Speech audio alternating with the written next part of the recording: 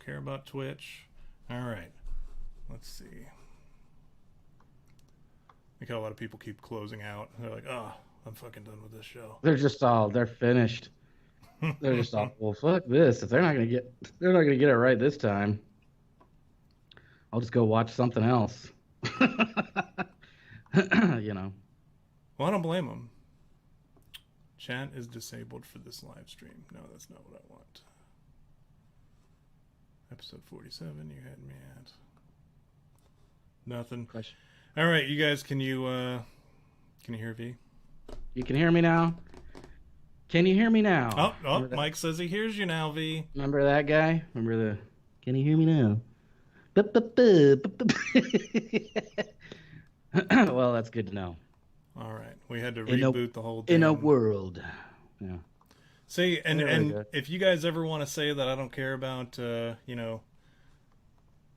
V and, my loyalties are to myself and myself only, I could have just written them off here, and I could have done this show myself and just done both parts like a puppet. I've been like, what do you think about that, V? Oh, I don't know. I like jerking off my dick.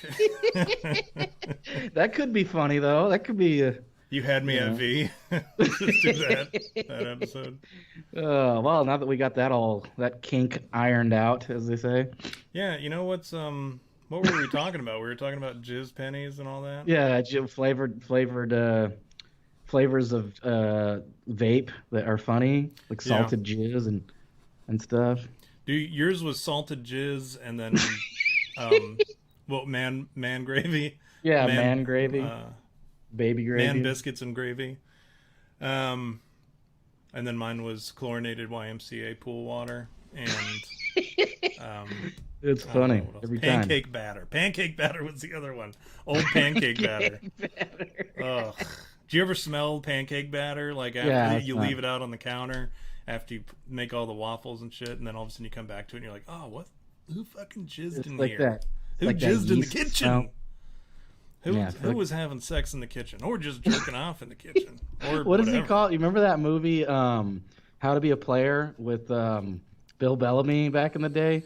And he's like that's just about Bill Bellamy going around banging all these hot chicks, and he like bangs. You never seen this movie? Okay, he goes and he bangs Bernie Sanders' wife, and like Bernie Sanders comes home, or it's not Bernie Sanders, You're Bernie Mac. Bernie Mac. I was gonna say, well, yeah, and then Bernie Mac comes home, and like Bill Bellamy has to like rush out the door, like because he just finished banging his wife, and Bernie Mac comes in and he goes, "It smells like Budissy in here, butt dick and pussy." Budissy. So if you ever want to think about a name for a smell, what that smell is, it's Budissy. You know what's weird is I posted the link to the whatever, and it's gone now. I went looking for it because I was gonna delete it, just because the old link was no longer good, and it's gone. So I don't know. Twitter must have just torn it down, been like, fuck. Everybody just bounced. They're like, yeah, that was too much work to listen to that show.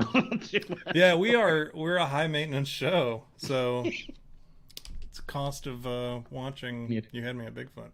Mm-hmm. And we're 11 minutes in already. We cut into our duologue time. Yeah, the opening remarks, as I like to call it. Yeah, I call it the duologue because instead of a monologue, I like that. Yeah, that's pretty good.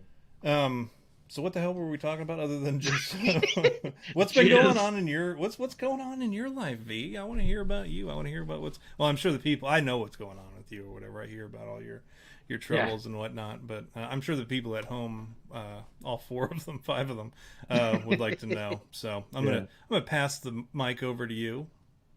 Well, not too much. This week's been kind of like dead, other than like watching Twitter and the news and stuff, like with all the stuff that's going on and whatnot. But nothing really significant. I don't think. I've been pretty much sitting on the couch watching TV and playing video games, as I am wont to do. I slept a lot the past couple of days. I know that's super interesting, me sleeping a lot. I ate like too much cheese. I think I was telling you about this earlier. I eat a lot of foods that have cheese on it, and I'm starting to like learn that that's probably not a good idea in my my late 30s.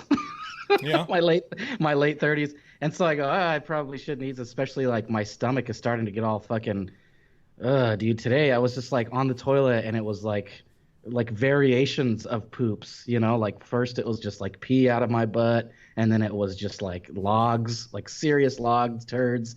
And so that's not, there's nothing fun about like having to deal with like stuff constantly coming out of your ass. And I know that's probably the most important thing in our topic today is how much I poop today. But I'm gonna tell you right now, man. Like when you get older, you probably want to lay off the cheese. I know it's like the best thing ever, and cheese is, I mean, it goes good on a lot of things, everything. No doubt.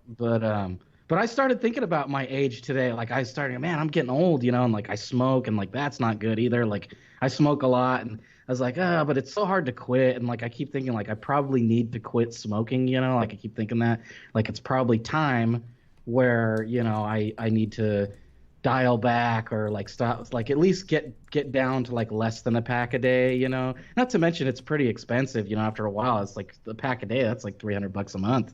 That's getting up there.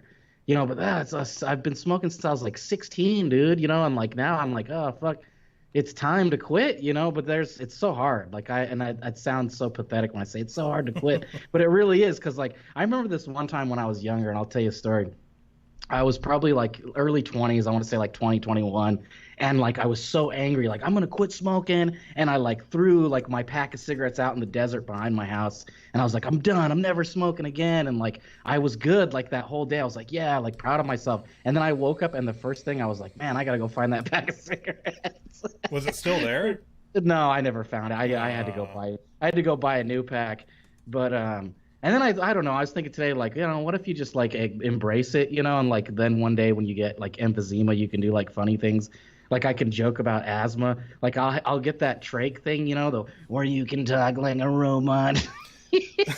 and I'll always tell people that have asthma that I don't want to hear anything about asthma because I have that trach thing. But it'll sound, I'll be like, I don't want to hear anything about asthma because I'll have that trach thing. It'll be like the one thing that I can lord over people. But probably should quit. I feel like I did pretty good, like quitting drugs and alcohol and all that. I'm like literally 3 years clean the day before yesterday. 3-year mark or whatever. But I feel like we already congratulated you for that. Yeah, otherwise I would do it again. Yeah, I don't want to like harp on it or whatever. Become like a, Every time I'm like 3 months and 2 days or 3 years and 2 days, bro. Like, let's do a shot. Yeah, every day. So I think, I don't know, I like everybody's got to have a vice, and like, fuck, dude, what am I supposed to do? And I like the temptation to drink is always there. Like every time I'm at the grocery store, I'm like, I'll just get like a bottle of something. And, I'm a big fan, as you know, of White Russians. And it's always like, oh, but they're so delicious. Like I've always liked booze for the taste. Like I've never been a fan of beer because I never cared for the taste. But like there are some booze that I just love the taste of. And like White Russians is my favorite because it's sweet and all that. And I love milk. Because you're a Russian troll. You're a Russian bot on the internet. Yeah, exactly. You got Donald Trump elected, you bastard. So I'd like to think so. But yeah, so that's kind of the gist of what's been going on with me is just like bodily functions, I guess. If you want to break it down, what's happening with me this week, just a lot of bodily functions. Really? How's your penis doing? We haven't talked about your penis yet. My peen? Well, it's covered in hair. It's surrounded by a forest. I haven't shaved my balls in a while. The last time I shaved my balls was when Taka-chan was out here, which I want to say was January. And so I shaved, because you got to shave because you're gonna have sex, and it's just not appropriate. Well, I don't know how women feel about this, and if we have any women in our audience, they can correct me if I'm wrong, but I'm pretty sure that women aren't too fond of like hairy balls.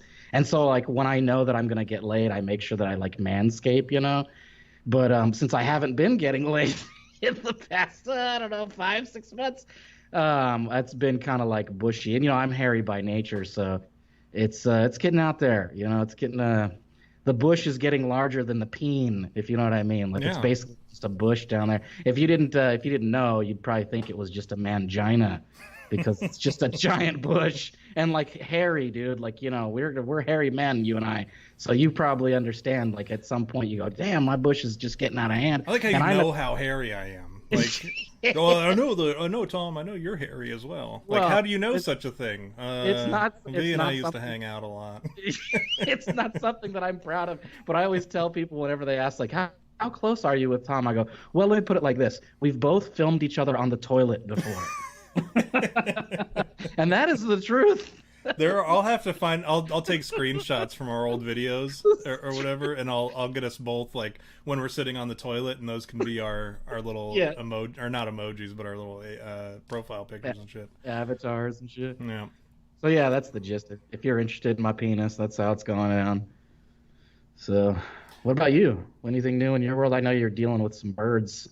The birds I'm a in bird your... guy. I'm the king of the birds Yeah, now. I'm a mama bird. I've been taking care of birds a lot. Actually, we have a new nest in the backyard. I know. Well, one of them set up when we went up to Wisconsin a couple weeks ago, or a week ago, whenever it was that we went up there. One of them, I guess, since I wasn't out there for an entire day, my wife came home to the house after work, and she told me that there's a whole new nest on the light fixture right outside the door. And I was like, these are some brave birds that are just setting up shop right above the light, where I walk right out.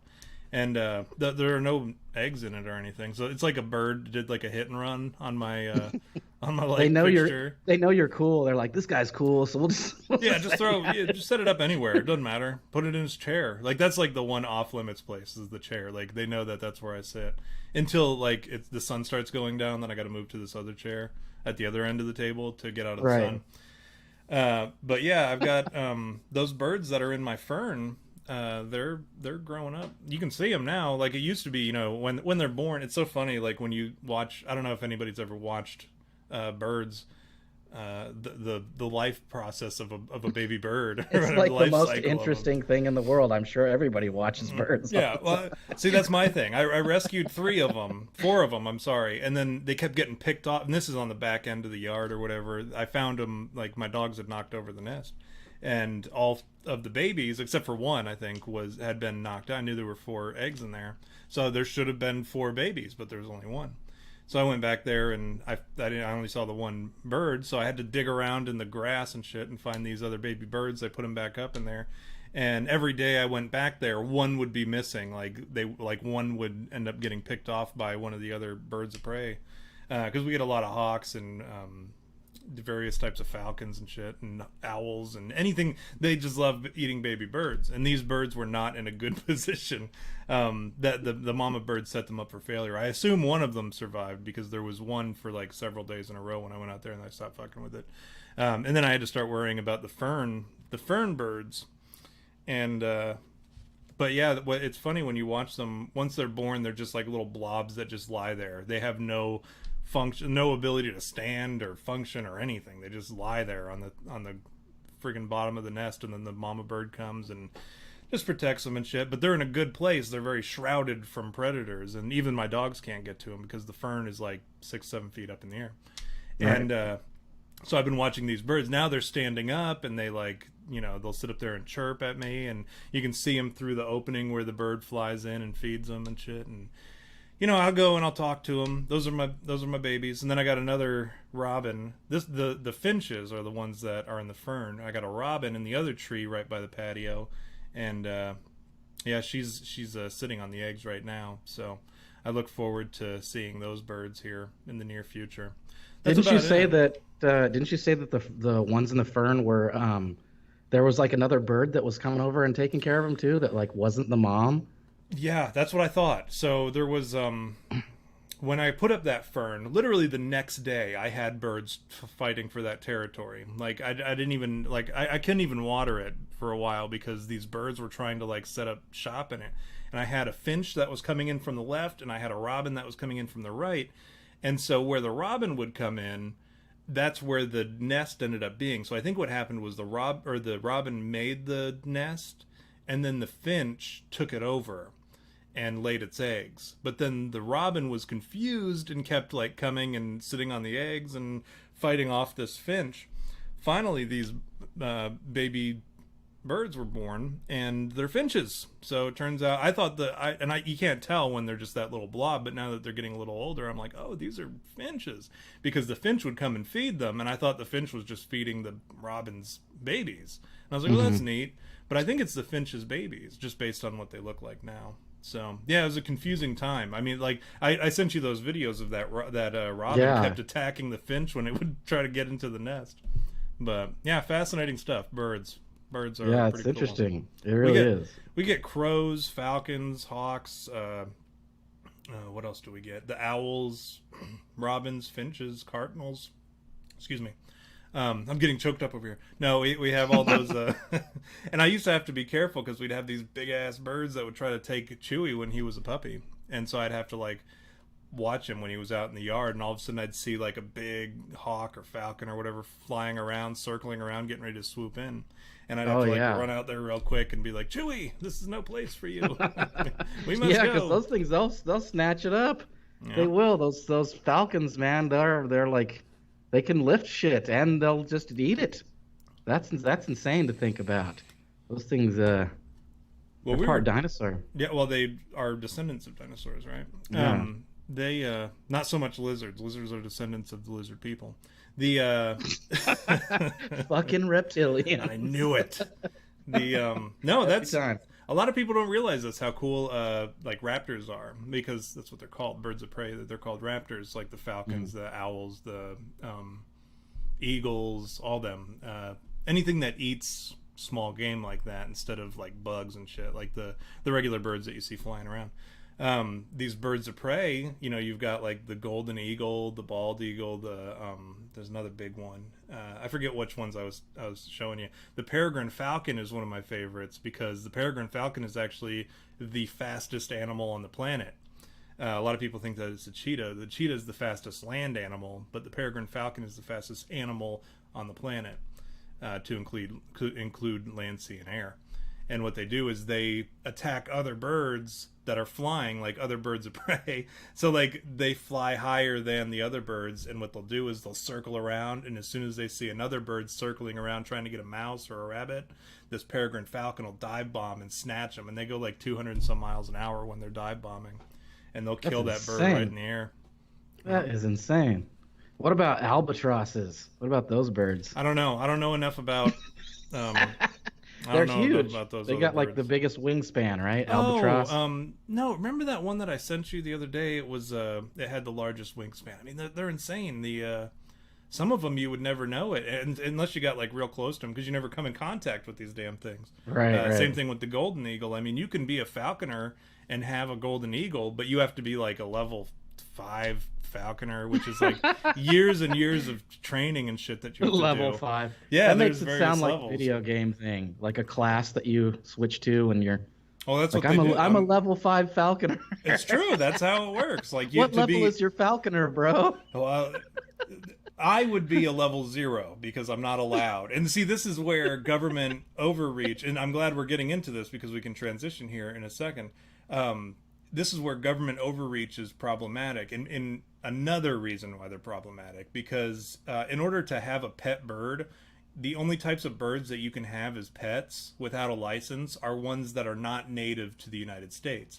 So if you want to have a pet crow, you have to have a license to do so, like a bird handling license or a bird protection license or whatever, conservation, whatever bullshit, like a bird keeper license that you have to actually apply and get, and you have to go through this testing process and licensing process and all this sort of crap just to have a native bird in your possession. So if you get caught with a crow or I don't know, like a raven or whatever, like, or a turkey, like a pet turkey, if you get caught with these things, like, you as a pet, you can be fined by the government, which is ridiculous. But you can kill them, right? You can kill these animals, and that's fine, especially if they're on your property. You don't even need like a hunting license to kill a crow or really? An animal. Yeah, you can just do it if they're on your property. But to take care of one, you have to have a license.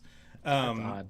And with falconing, you have to go through a class. Like the way I remember it being explained to me by a guy who was a falconer, like a level 5 falconer.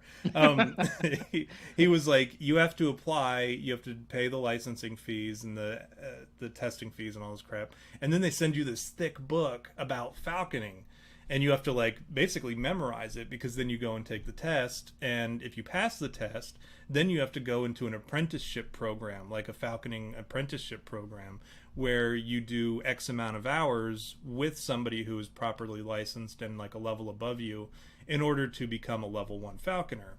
And then at that point you can test to become level 2, 3, 4, 5, but each one means that you can have certain types of birds. Like a level 1 is just your basic like falcon, like the smaller, easier to handle ones. But then like level 5 is the golden eagle, which can take down deer. Like, but the problem with golden eagles, because you have to take them out so often, and you have to like log, this is like government mandate, you have to log how many hours you spend out hunting with your bird, because it has to hunt a certain amount of hours each year, or you lose your license, or you lose that animal. They'll come and take that animal. And these falcons, it's not like a dog, where like a dog you can easily be like, oh, you know, hey, you're home, welcome home, and like they just run around the house and you can train them real easy. Falcons, they can just take off and be gone. You have to like really, people talk about how cats are hard to get their affection or whatever. Like a falcon is a wild animal that you trap and you bring home, and you have to train, and at any time they could just leave and never come back, and you would be like, what can you do? Blew it there. Right. But all this time that you spent is lost, and all this effort that you spent is lost on this one bird. And it takes so long to train these things. And it's so funny because the guy that I was talking to, the falconer, he had this one bird that he had just caught, and this thing was looking at him like it was furious. Like they have to keep him on this short leash, and then the leather, the super strong, durable leather glove. Right. They keep him on gauntlet. A gauntlet. There you go. But you keep him on his super short leash, and it'll try to fly off for a second, but then it'll land and it'll realize, well, I'm not going anywhere. And it just sat there mean mugging this guy the whole time he was talking to me. And he was just, and I'll have to find the picture because it's really funny. And he's like, is he looking at me? And I'm like, yeah, he doesn't look too happy either. He's like, yeah, he's not sure about me yet. I just caught him recently. But yeah, you have to do that for like, depending on the level, you can have like certain types of falcons, certain types of eagles, certain types of owls. And it's a good system in that like the easier to handle ones are the level 1, and then like the super difficult ones, like the golden eagle, you have to go out to an area where there's nothing for like 5 miles in any direction, like no human life or roads or civilization for 5 miles, to let it fly. Because if it sees people, it might be it might become distracted, it might attack, it might whatever. But you have to be in an area where it can just fly free and hunt for whatever it wants to hunt for, and then maybe it comes back to you, maybe it doesn't, depending on the relationship you have with your bird. So it's a pretty cool hobby. I think anybody who's a falconer, I think that's something to brag about, because it's a difficult No, I agree. vocation. I agree with you on that. I think having an owl would be cool too. Oh, that'd yeah, be cool. No doubt. But you can't have one unless you're a falconer, or unless you have proper licensing, or unless it's from another country. So don't try catching like a barn owl or something and trying to keep it a pet. I just always wanted to have a vulture. Yeah, why not? Like, and then just have it in your yard so that it can like go around, get it to like you, and then it can clean up all the the whatever animals that get into your garden and shit, like all the rabbits. But I have Chewy for that. I have Chewy to do that. He kills all the rabbits and all that stuff. So, what do you want to cheers to? Oh, I don't know. What about? I don't know. That's a good question. You'll have to figure something out because I'm at a loss here. I guess birds. I don't know. Fuck birds. Birds aren't that cool. Fuck birds. Yeah, fuck birds. Fuck them. I'm gonna get the hiccups here in a minute because of that. It's that spicy stuff. The Buzz Busby said Tom spending his Trump bucks on a falcon. That's too expensive to go through the process. I'll just catch one and say, you know what? I'm gonna I want a pet crow. I would love to have a pet crow because I think they're one of the smartest birds out there, truthfully. And you can fact check me there. They actually have facial recognition, like they'll remember people's faces, and they can actually talk or mimic speech. If if you work with them or whatever, they can, and if you enough repetitism, they'll actually learn to mimic speech. So they're really cool animals. They're kind of a pest. Like they're like if you have them in your house, they'll rip shit up. Kind of like they're like forever like a puppy. Like they'll always be ripping and chewing on shit. But yeah, I think they're a fascinating pet, and anything that can mimic speech, any kind of bird that can mimic speech is pretty funny to me. Like crows, we're talking about crows. Yeah, Wouldn't talking it about be crows. cool if you could like train a bunch of crows that like every time you entered a room, they like flew out from behind you? Yeah, that would be That'd be amazing. Or like any kind of Yeah. bird, really. Just like to be a nuisance or whatever. And then you Yeah. walk into the room and all of a sudden a bunch of birds follow behind you and you're like, attack! And whether they do or not, like it's going to freak people out and they're going to, run off into the distance. Yeah, any kind of bird would do that. So what are we made it to the we did good. What are we discussing today? I mean, I know, but Well, you want to bring it up delicately, or should we bring it up I guess we can start out by saying that it ties into what's going on in the nation, and you had already brought up at some point you had already brought up the riots and such, and trying to keep up with the riots, and I've been doing a lot of that too. I've been watching them. What I do is I go onto YouTube and I type whatever city protests, and then I go to the filters and I hit live, and then I can watch the live riots or whatever. Because let's be honest, it's not protests, it's riots. Especially, and I don't really watch until after dark, because that's when the crazies come out. Yeah, right. And that's when right, the fun right. stuff happens. Because who wants to sit around and watch no justice, no peace all day long or whatever? And by the way, for legal purposes, last week I made the comment. Our lawyer told us to say this, right? Last week I made the comment, why aren't these pussies attacking, and I'm paraphrasing, why aren't these pussies attacking the police station? At least that's who they're mad at. Why are they attacking a Target and a Wendy's and a AutoZone and what was the other thing that they attacked? The affordable housing complex or whatever, the Section 8 housing. Yeah. Like, why are they attacking these things? Those pussies should be attacking the police station, if anything. And then they did the following day. That so did I happen. have to at this point say I was kidding, I guess. Or let me walk it back and say, okay, you did it. Let's whatever. I'm removing myself from that equation. I mean, I said it, you did it, and we're there, but I'm not going any further as to say, like, hey, this is what you should do next or whatever, because I feel somewhat responsible. You'll get no more support from us, you assholes. Yeah, how dare you? We're not telling you any more things to do. Like they listen to our show or something. Well, you know what's funny? Remember those Bigfoot guys, man? They said we should. It was Tom and V, and the cops immediately know who they're talking about. Yeah. Oh, those guys! I knew it.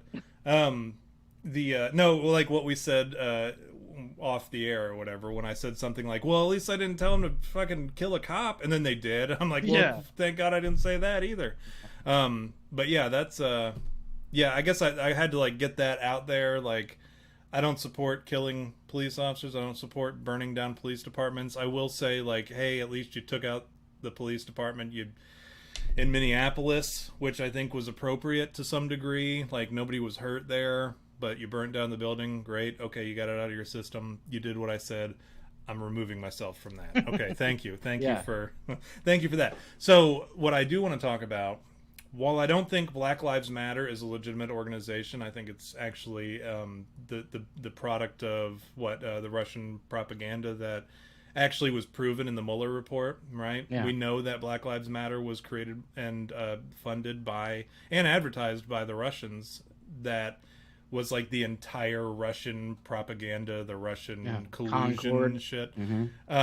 Black Lives Matter was the only thing that was proven out of that. And yet, like 4 years later, here we are again. Like, you guys are falling for the same shit again.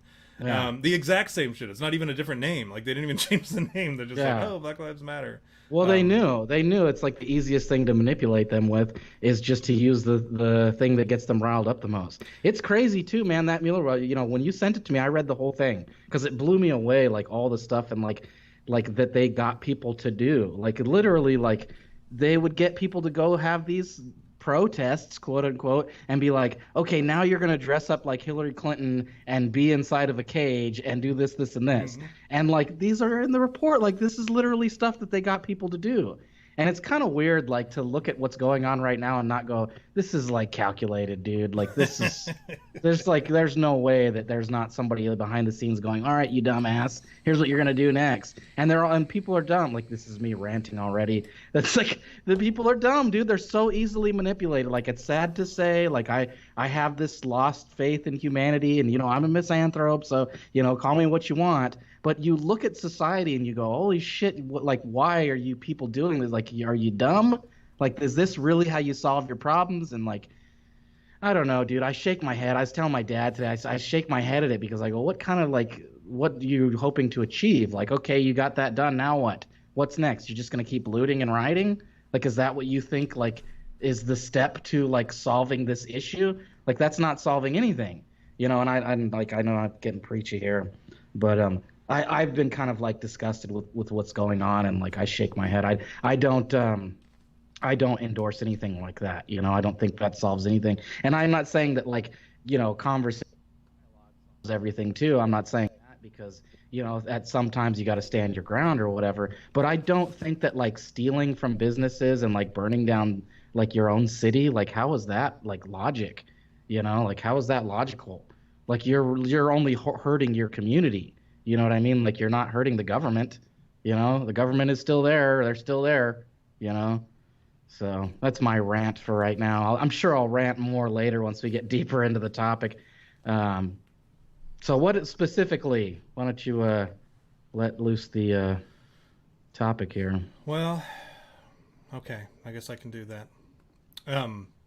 No, but my point I was making with that was like, oh, and by the way, George Soros, actually. Funny, like, we always have to bring up George Soros because he's fucking behind everything. And he was the one who specifically said black people are the most easily manipulated and I'll infiltrate using them to do so. So, and here we are with George Soros, the topic of discussion again.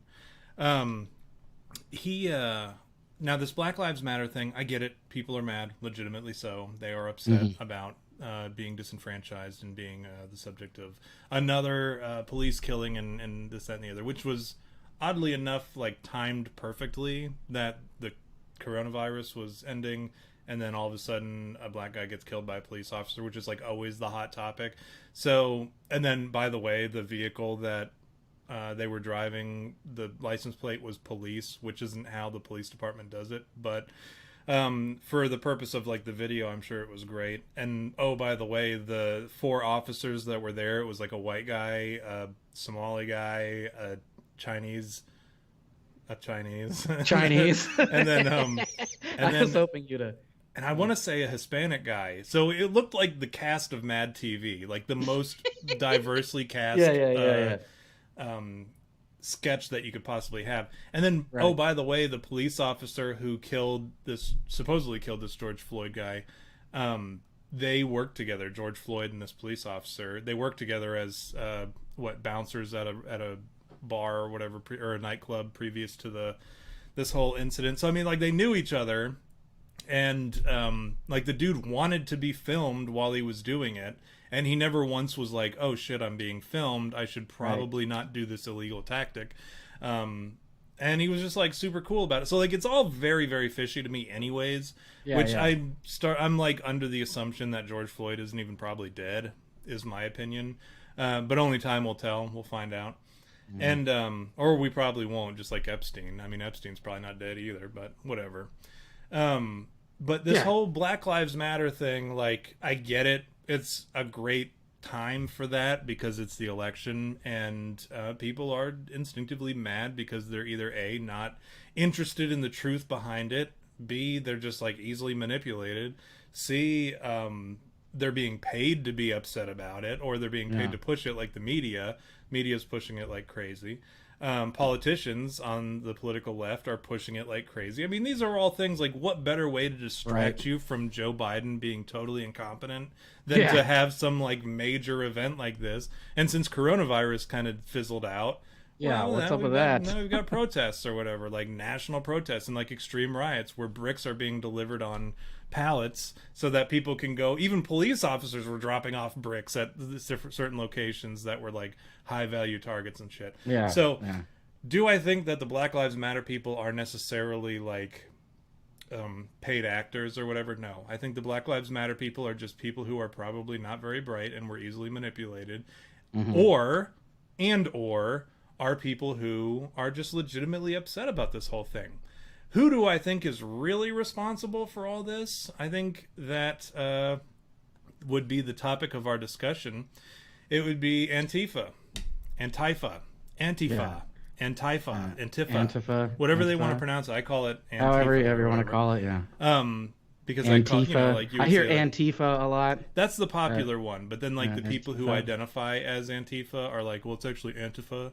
I'm like, I've never heard somebody say like Antichrist or I'm anti this or anti well, that. Doesn't it mean it means anti-fascist, right? Isn't that what it means? That's what the history of it would say, that it's anti-fascist, but based on like the Antifa that we know today, it would be anti-First Amendment is what I think Antifa stands for.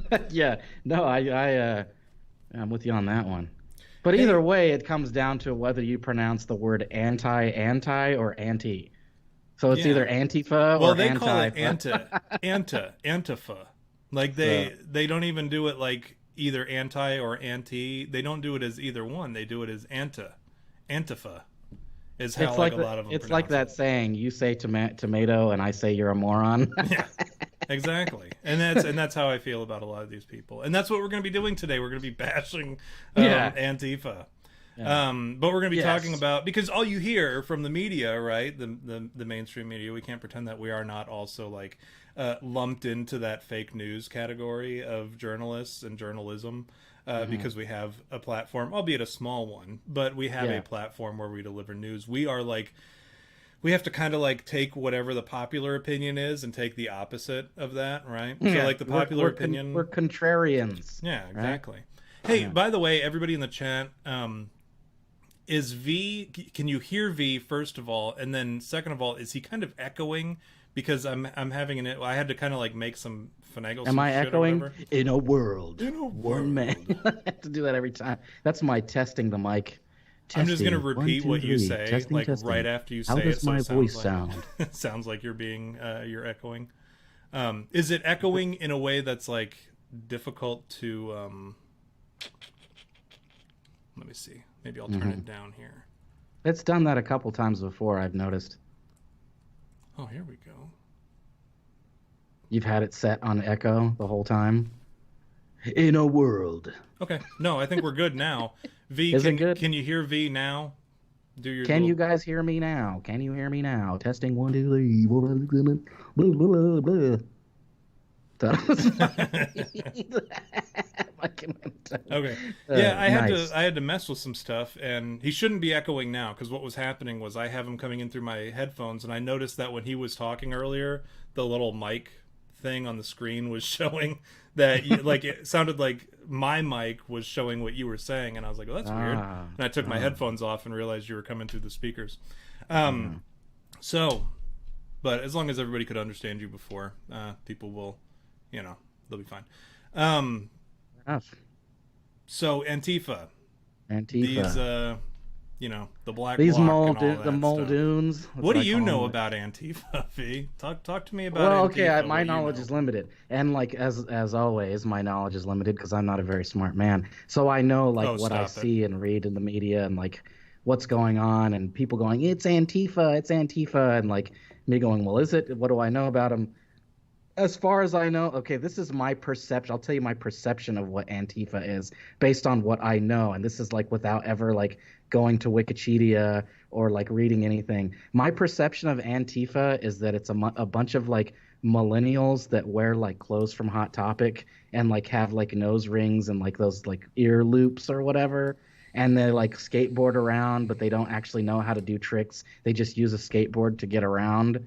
And they like, are all SJWs. Like all of them are SJWs, and they don't like being offended. But I don't know. That's kind of what I know. Like that's like the knowledge base that I have. Um, Based on what's going on right now, it seems like they're just violent motherfuckers that need their asses whooped.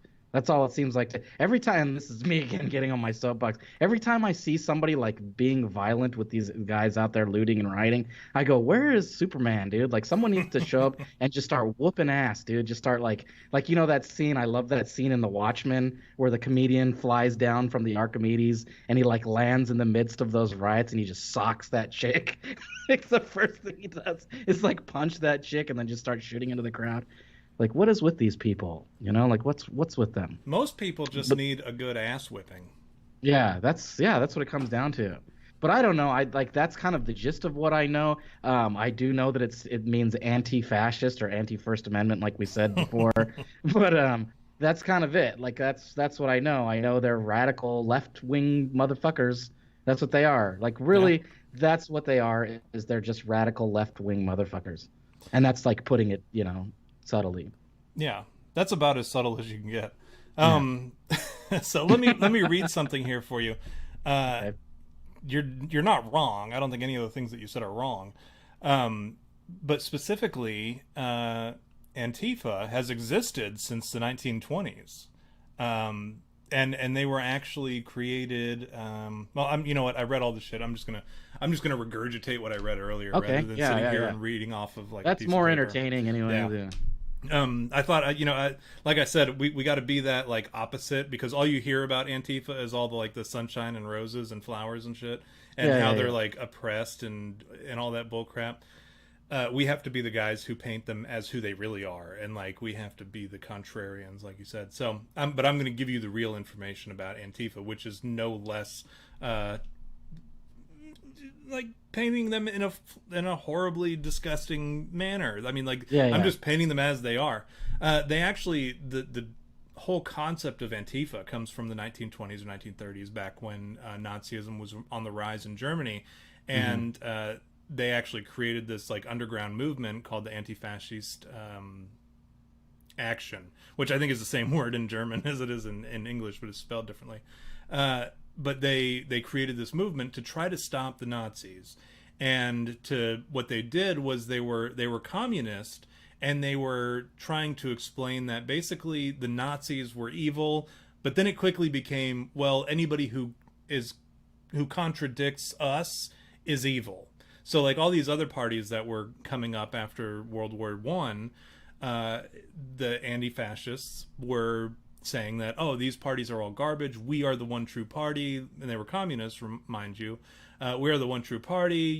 If you don't join us, you're a Nazi. You're no better than the Nazis. Which I don't know if that sounds familiar, like the exact thing that we're Yeah. hearing now, but Right. that's what they did back in the 1920s and 1930s, and then it kind of picked up steam, and then World War II happened, and then there are like tales among the anti-fascists that like back then there were like saboteurs and stuff in Germany who were fighting the Nazis. I don't think that's true, especially when people talk about how Antifa was there on Normandy. They were the guys who were storming the beaches on during Operation Overlord.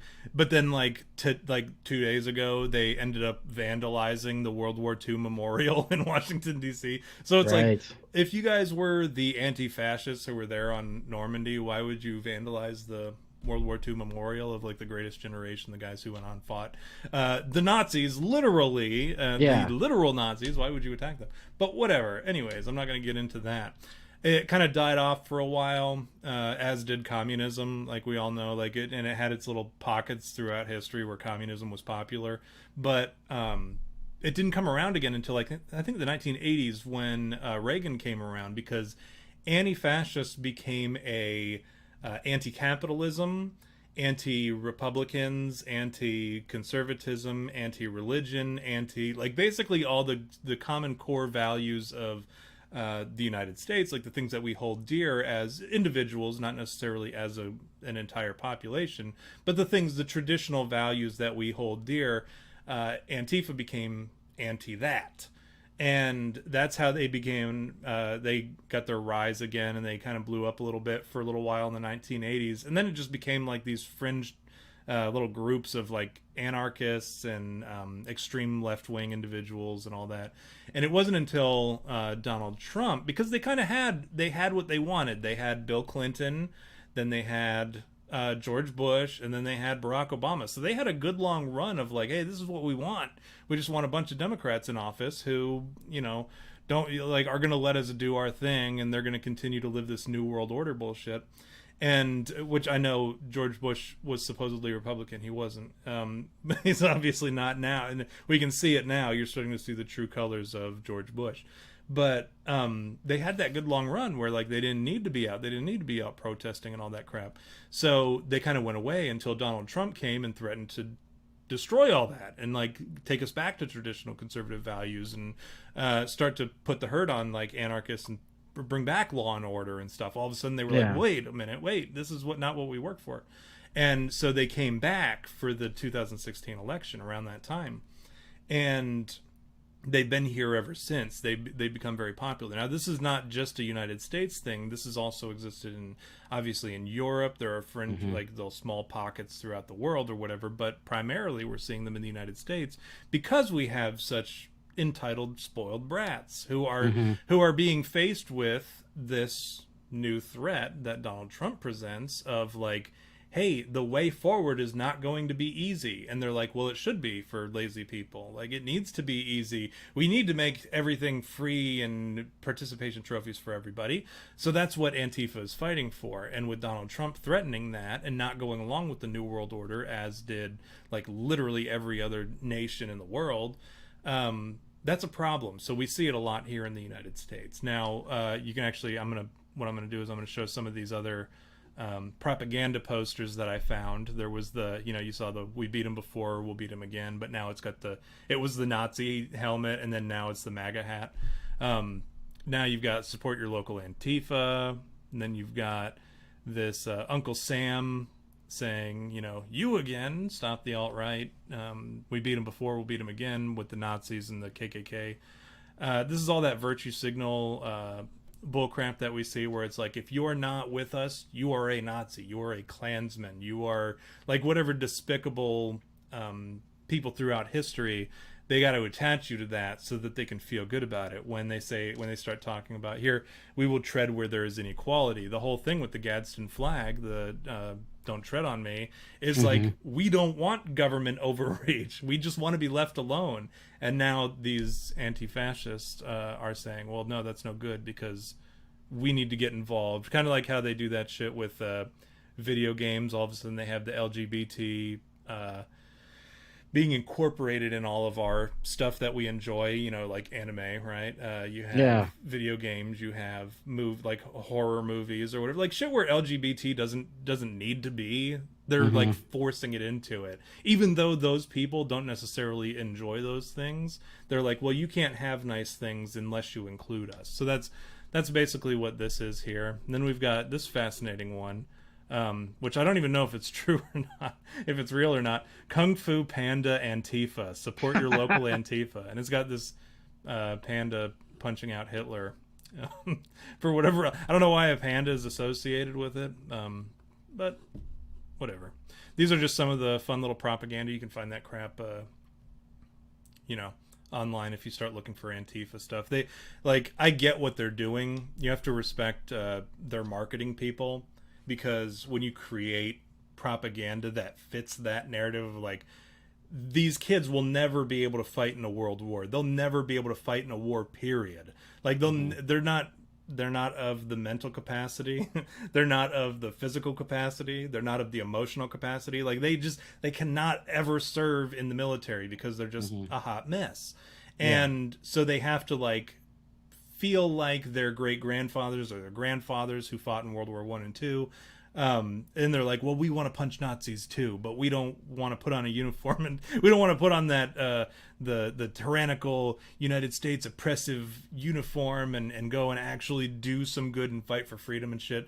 We want to just punch people, and we want to punch somebody in the face here locally, and the only people that like the people that we disagree with ideally are the people that we would want to punch in the face. So fuck it, Trump supporters, because it used to be fighting fascism, which is great. I think, yeah, absolutely. I'm against fascism.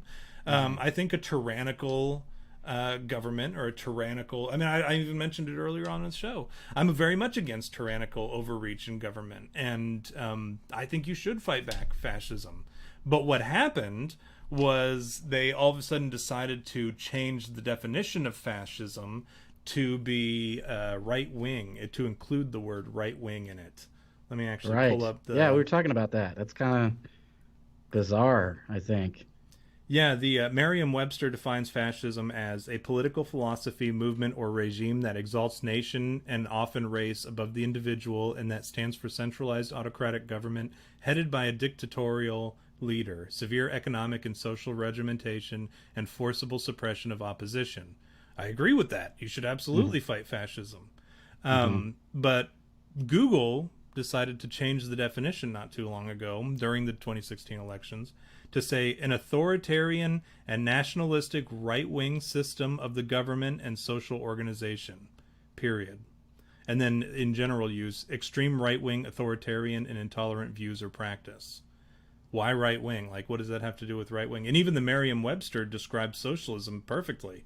Severe economic and social regimentation and forcible suppression of opposition. That sounds like socialism to me. Yeah, But call me crazy. So what's your take on that, V? Did that kind of, was that kind of in line with what you were saying and what you understood them to be? I think it's interesting, the basically what we talked about with the riots going on and everything, like how it's like they want to be militant, right? They want to have this like militant aspect, and like they want to belong to something, and so here's this thing that like it's everything that they have. They need a reason, like all it is they need a reason to go out and just start causing ruckus, which to me, like, I don't get it, dude. Like every time I see something getting looted or like people getting injured, like this guy, what was the guy's name? Dorn? What was the dude? The police. Dan Dorn. Yeah, it's the same first name for both of them. Anyways, it's I want to say it's Dan. You're probably right. The guy, the retired police guy that got shot dead, and that video was going all over the place, man. Everywhere you could see that video of the guy just laying there dead. Talk about gruesome, man. Like that to me, like it just saddened me. And like I always say, like I'm just kind of like what do I even. I'm very detached about things, but when I saw that, I was just sad and like, look at this. Like, nothing will happen about this guy because they're so busy trying to follow this like falsity. Like what in the world are you guys doing, man? Like, what is this achieving? And I don't know, guy. I think like these guys. Guy. I don't know, guy. These guys, they just needed something. They needed some reason to go out there and throw their tantrum, and now I think it's just a reason to like steal. Like I saw another video, man. It was like a friggin' forklift like driving right into a Target. No, it was like, a Best Buy. It was a Best Buy, which is like a brilliant maneuver because Best Buy is like the place to get high-end electronic equipment. Yeah, like... why would you not loot that place, right? But I mean, how is this like solving anything? How is like stealing solving anything? Like what is the purpose of this? Like I'm I don't know, flabbergasted. I'm befuddled. I don't know. Like I don't understand. Like what is the logic? Like, and I guess that's what I've been like trying to ask myself and like looking for answers and all of this crap the past couple of days is like, what is this? What is the logic here? Like, how is stealing and burning buildings down solving anything? Like, how is that like justifying anything? And Can like, I answer what is that? the logic? Can I answer Yeah, that? absolutely. Please do. Because I have an opinion on that. It's not necessarily the right opinion, and it's strictly my opinion. It does not reflect the views of the show.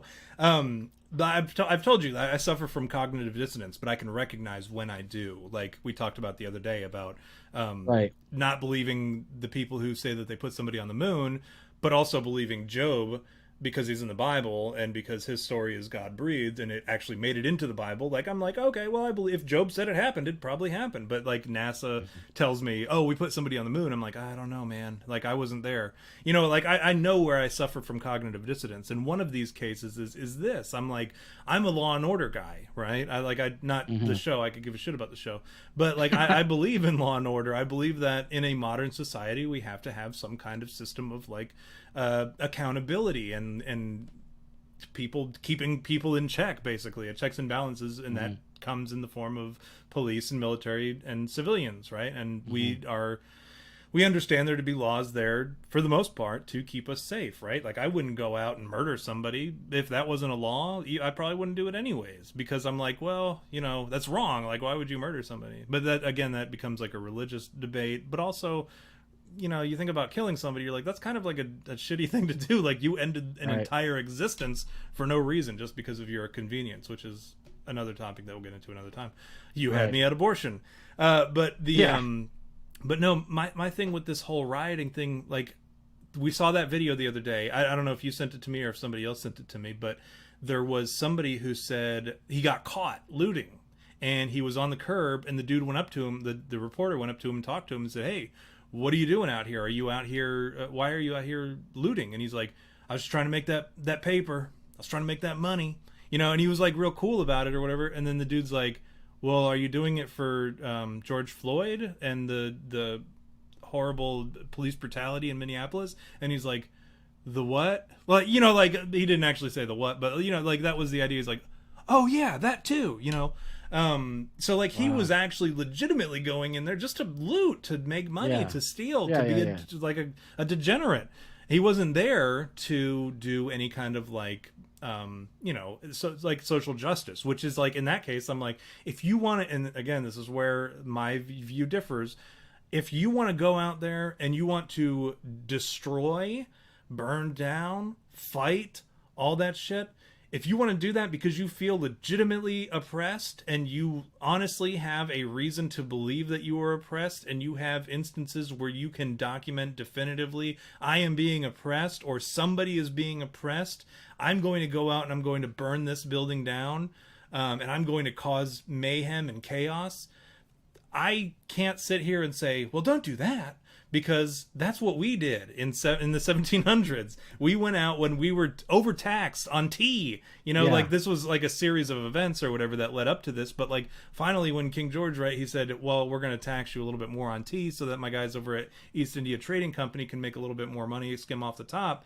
All of a sudden, that's when the colonialists were like, nope, we're done. Like, this is it. So what they did was they went out and they did the exact same thing in a much smaller scale. They went and they attacked that business, right? The East India Trade Company, that ship that had all the tea on it. Now, did they bring the tea home? V? No, they didn't. They threw it in the harbor. Yeah, and they destroyed it, right? And they destroyed that ship, and they destroyed the property itself. And so if somebody were to go into, now, while I would love to have brand new things in electronics and go and loot, I would love all sorts of new shit for free if I could capitalize on it, right? Because that's cool. You get cool shit for free. But I wouldn't do it because it's wrong.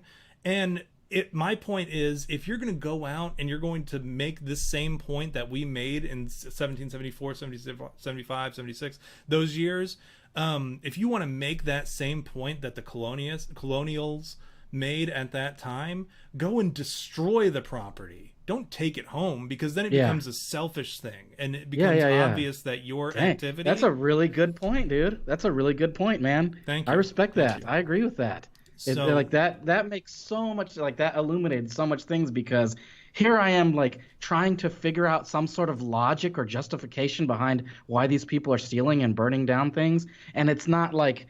And it's not that I don't, like, again, like, I don't agree with, like, the death of George Floyd. I don't agree with that. I think that was wrong too. And, like, you know, I think that justice should be served, and I think it was wrong, you know. But then I go, and these people, they think that too. But is that really what they're doing out there, protesting for George Floyd and Black Lives Matter? And it's like, well, you're not doing that. If Black Lives Matter, then why are you perpetuating the stereotype about Black people and stealing and looting and, like, burning things down and being a criminal? Like, that's horrible, man. And so I'm over here racking my brain going, there must be some sort of justification that I'm not seeing because I'm not Black. And, like, I don't understand that. And, like, you know, I always say I'm right wing or whatever. I'm, like, middle of the road, but I, like, lean right. I feel like I'm kind of like this center point where I go, well, I try to see both sides. You know, I try to go, well, are they justifiable? And I use my logic. And I was telling this to my dad the other day too. I said, you know, I don't want to be seen as, like, this person that goes, well, that's just how I feel because that's what the right right wing feels.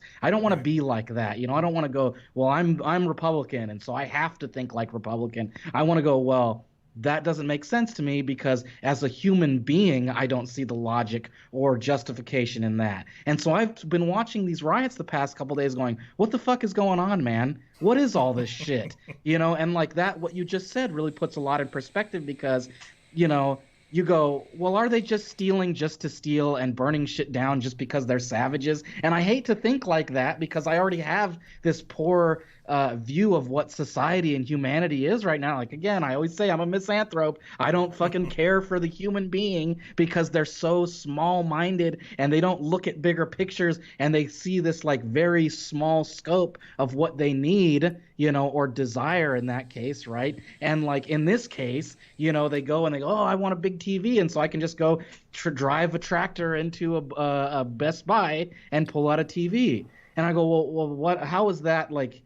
How is that anything towards your cause? And it's not. Like that's what I'm getting at here. And like I think the reason why it was good that we did this topic today, and like I had mentioned it to you the other day, was because I want to put illumination on that. These people, they're not out there for a cause. They're just out there to steal and burn shit down. They're out there to cause ruckus, right? That's what they want to do. They want to get wild. That's it. And like, what is that doing but like causing problems? Like there are people that are like small business owners that are like they've lost their entire like everything, you know, they lost everything and like burnt to the ground and like things are getting destroyed and like all this stuff, and like that's not doing any good. That's not solving any problem. And like I don't care if you're left or right, you have to see that. You have to see that this isn't solving anything. It's making it worse. My thing is I think, and what I'll do here is I'll transition it to what we're kind of like tie in what we're talking about here. Right. How we talked about the Black Lives Matter and we talked about Antifa, and they're two totally different things. And people who are legitimately Black Lives Matter because they do believe Black Lives Matter and they're out there peacefully protesting, my hat goes off to them.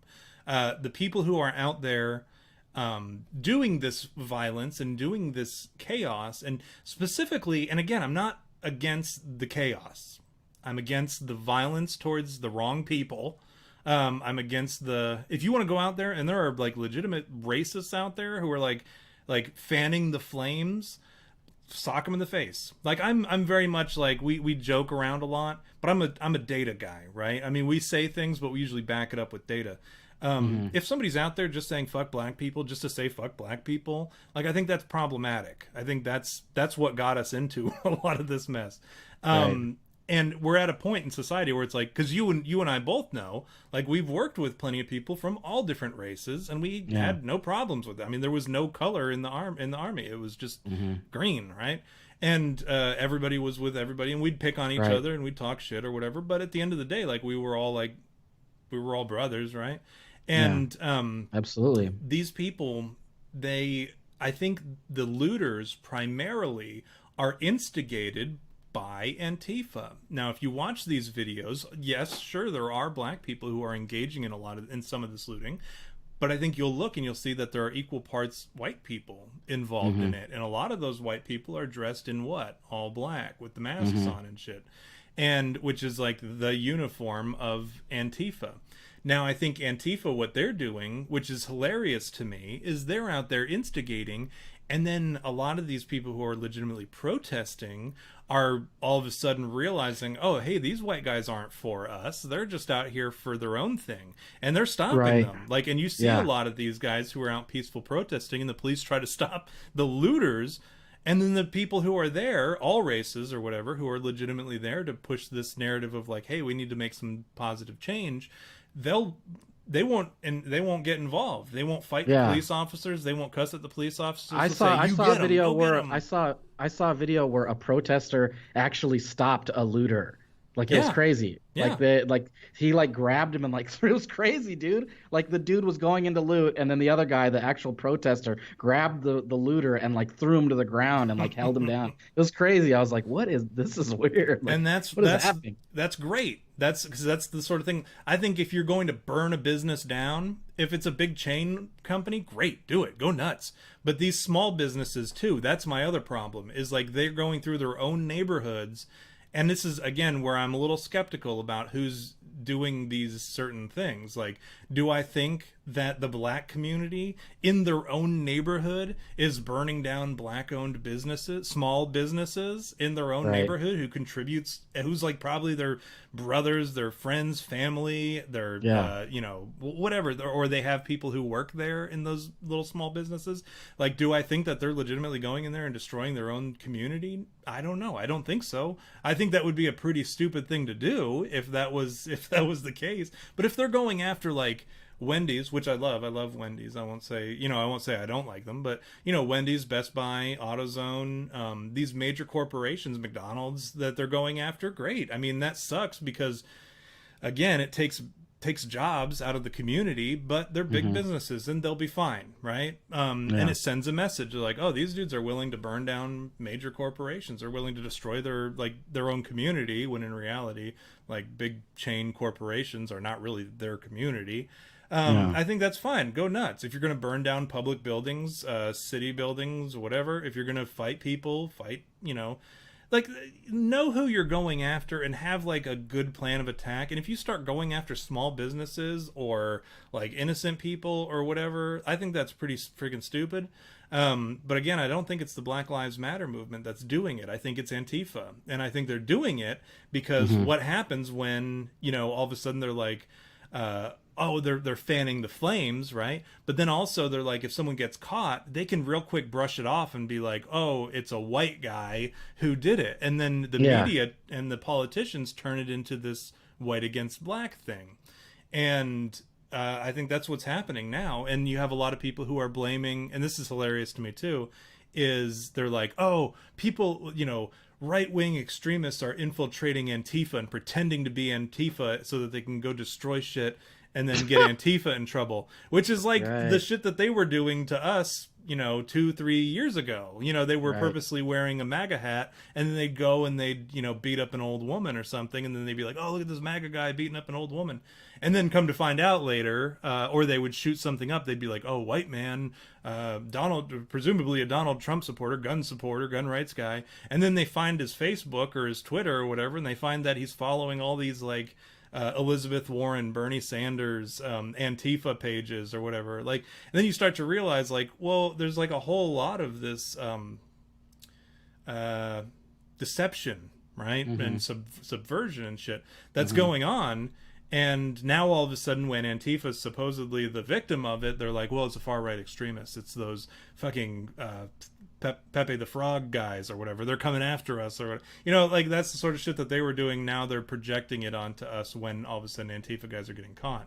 So, and what's hilarious to me is somebody the other day did this. What they did was they went to, and I think I sent you the picture of it, was some dude dressed up like an Antifa guy, and he went to a rally, and when everybody like parked their cars and then they went to this rally to start the protests, what they did was he went and he put like Keep America Great stickers and Trump for president and all sorts of shit on over top of their Bernie stickers on their cars. So when people came back from the rally, they saw the Trump stickers, and then they beat the shit out of the cars and like destroyed the cars, not realizing that they were like somebody else who was there at the rally. And all of a sudden they come back to their car and their car is destroyed. So it's I think that's fantastic. I think that's chaotic. What is that? Chaotic good. Justice. It's like justice right there. What do you call it? Just desserts. Yeah, poetic justice and all that. Yeah, poetic justice. Yeah. But yeah, I think that's what's going on with these Antifa guys, and I guess we should probably talk a little bit about Megabits in the chat. By the way, let's do that real quick. Oh yeah, address everybody in the chat. Yeah. So I know I've been trying to keep up with them, but I've been also ranting at the same time. Hey, welcome to the chat, Mike. Mike in Manitoba was the first one back after all of our technical difficulties. King Cracker, Jay Coop, Justin Welker finally was able to make it after he was able to get off of work in time to listen. Who else do we have? Buzz Busby, of course. Nasso. I don't know if that's an abbreviation of something, and I will probably jack that up. Us in the Trees, that's Jessica from the show not too long ago. Who else do we have here? Who else? I think that was... What about the last podcast before the work? I responded to them because I saw the name and I thought that was funny. But yeah, welcome last podcast if you're still here. And Megabit Banshee, of course, recently joined the chat. Appreciate you guys coming in. If you haven't already, like or dislike hit the thumbs up or thumbs down, doesn't matter. Yeah. Don't forget. Also, we always forget to mention too to follow us on the Twitter there. Yeah, do that. The you had me at podcast Twitter, and then mine is at @V_Weenus. If you want to follow me, I post some stuff every now and then, although I'm not very good at tweets. But yeah, follow us on the stuff and keep us updated, keep you updated on our shows and whatnot. But so what were you saying buy about the shirts but what else do we do? And the Instagram and all that crap. Oh yeah. Most importantly, buy the shirts if you want. Oh yeah. No worries. No, I was talking about let's talk about the mastermind. Do we want to do so I have 3 segments and it really doesn't matter which order we do them in. Okay. I have Antifa funny memes. I have Antifa getting their asses pooned, which includes arresting and getting their asses beat. And then I have the problem with Antifa, like the things that they do and why we should be worried about Antifa. Let's do them in the order that you just said, because I think that's a pretty good order. All right, so let's start with the Antifa memes. See if you can do this without laughing. The reason why Antifa covers Remember what their I said about the ear loops? Yep, there they are. You called it. They have those weird ear, like, what is that? I don't know, like, what is that supposed to be? Like, that's not attractive to me at all. No, and of course she's got he or she, I don't know, has dreadlocks, right? And what did we say about dreadlocks the other day? They can't shower, so they don't shower. They can't wash their hair. So this person is grimy. That's what I see here. Yeah, I bet they smell like bug spray. You know what? I think it's. What are your bets? Like, is that a guy or a girl? I don't know. The bottom lip thing is pretty weird too. I don't know. That's a tough one. I don't see an Adam's apple, so I'm gonna say girl. What about you? What do you think? Yeah, I can. You know what? I'm just to be the opposite or whatever. I'm gonna say that's a guy because I've been fooled before, right? Have you now? Well, Oh no, wait, that's James. James, so the next one, we have. You know what? I actually heard about this. Antifa was able to get their hands on some funding, and they were able to get their own. You already know what it is, but the people let me do the lead up. Antifa was able to get their hands on some funding, and they were able to actually get a vehicle in which that they could go to their protests, and they were able and actually kind of own the streets a little bit better than they would on foot. And here it is. It's their new urban assault vehicle. It's powered by their mother, who is standing off to the side. Also, they were able to, with that same funding, they were able to actually put together a new uniform. No, the Antifa Tank Battalion, I have that later, King Cracker, don't worry. These guys, they were able to get their uniforms in time, so I'm going to share that picture here. This is their battle dress uniform. And as King Cracker was saying, he asked about the Antifa Tank Battalion. We actually have them too. They recently ran a recruiting campaign and were able to pull in some of the best and brightest to create what is now the Antifa Tank Battalion. I'm sorry, it's a division. It's a tank division. Fatties against fascists. That's a real sign that a fat person made. Can you imagine being at home and being like, what sign are we going to bring to the Antifa rally, to the anti-Trump rally or whatever? He's like, you know what? We're both fatter than fuck, and we both hate fascism. So, and then they're like on their little tricycles. Are those tricycles or are those the little rascals? Those look like, I don't know. Those do look like tricycles, huh? It looks like there's a lot of stress on those vehicles. Whatever the seat is that they're on is just completely invisible right now. I'll tell you that. It's must be made out of like unobtainium or what's that metal that they use in what's the metal that they use in Black Panther? The vibranium. Yeah, that's what it is. It's gotta be. Unobtainium. Isn't that DC? I fucked that one Yeah, up. that's so Um, good. but also we have one of their best and brightest fighters. Actually, he's huge anti-fascist, but he also is a very fashionable anti-fascist. And he's very pro-refugees, and we have a picture of him right here. This is Myrtle, I believe is his name. Myrtle. Or Dennis. Oh my What is gosh. another name of like? What does he look like? I would say a Dennis. I don't know. It's like if Rick Moranis and Amy Schumer had a baby. Oh, poor Rick Moranis. The poor baby, really. That's the one that I That's really feel bad about. Also, we have some new downloadable content on Mortal Kombat 11. This one just came out. I don't know if you've seen this character. What the?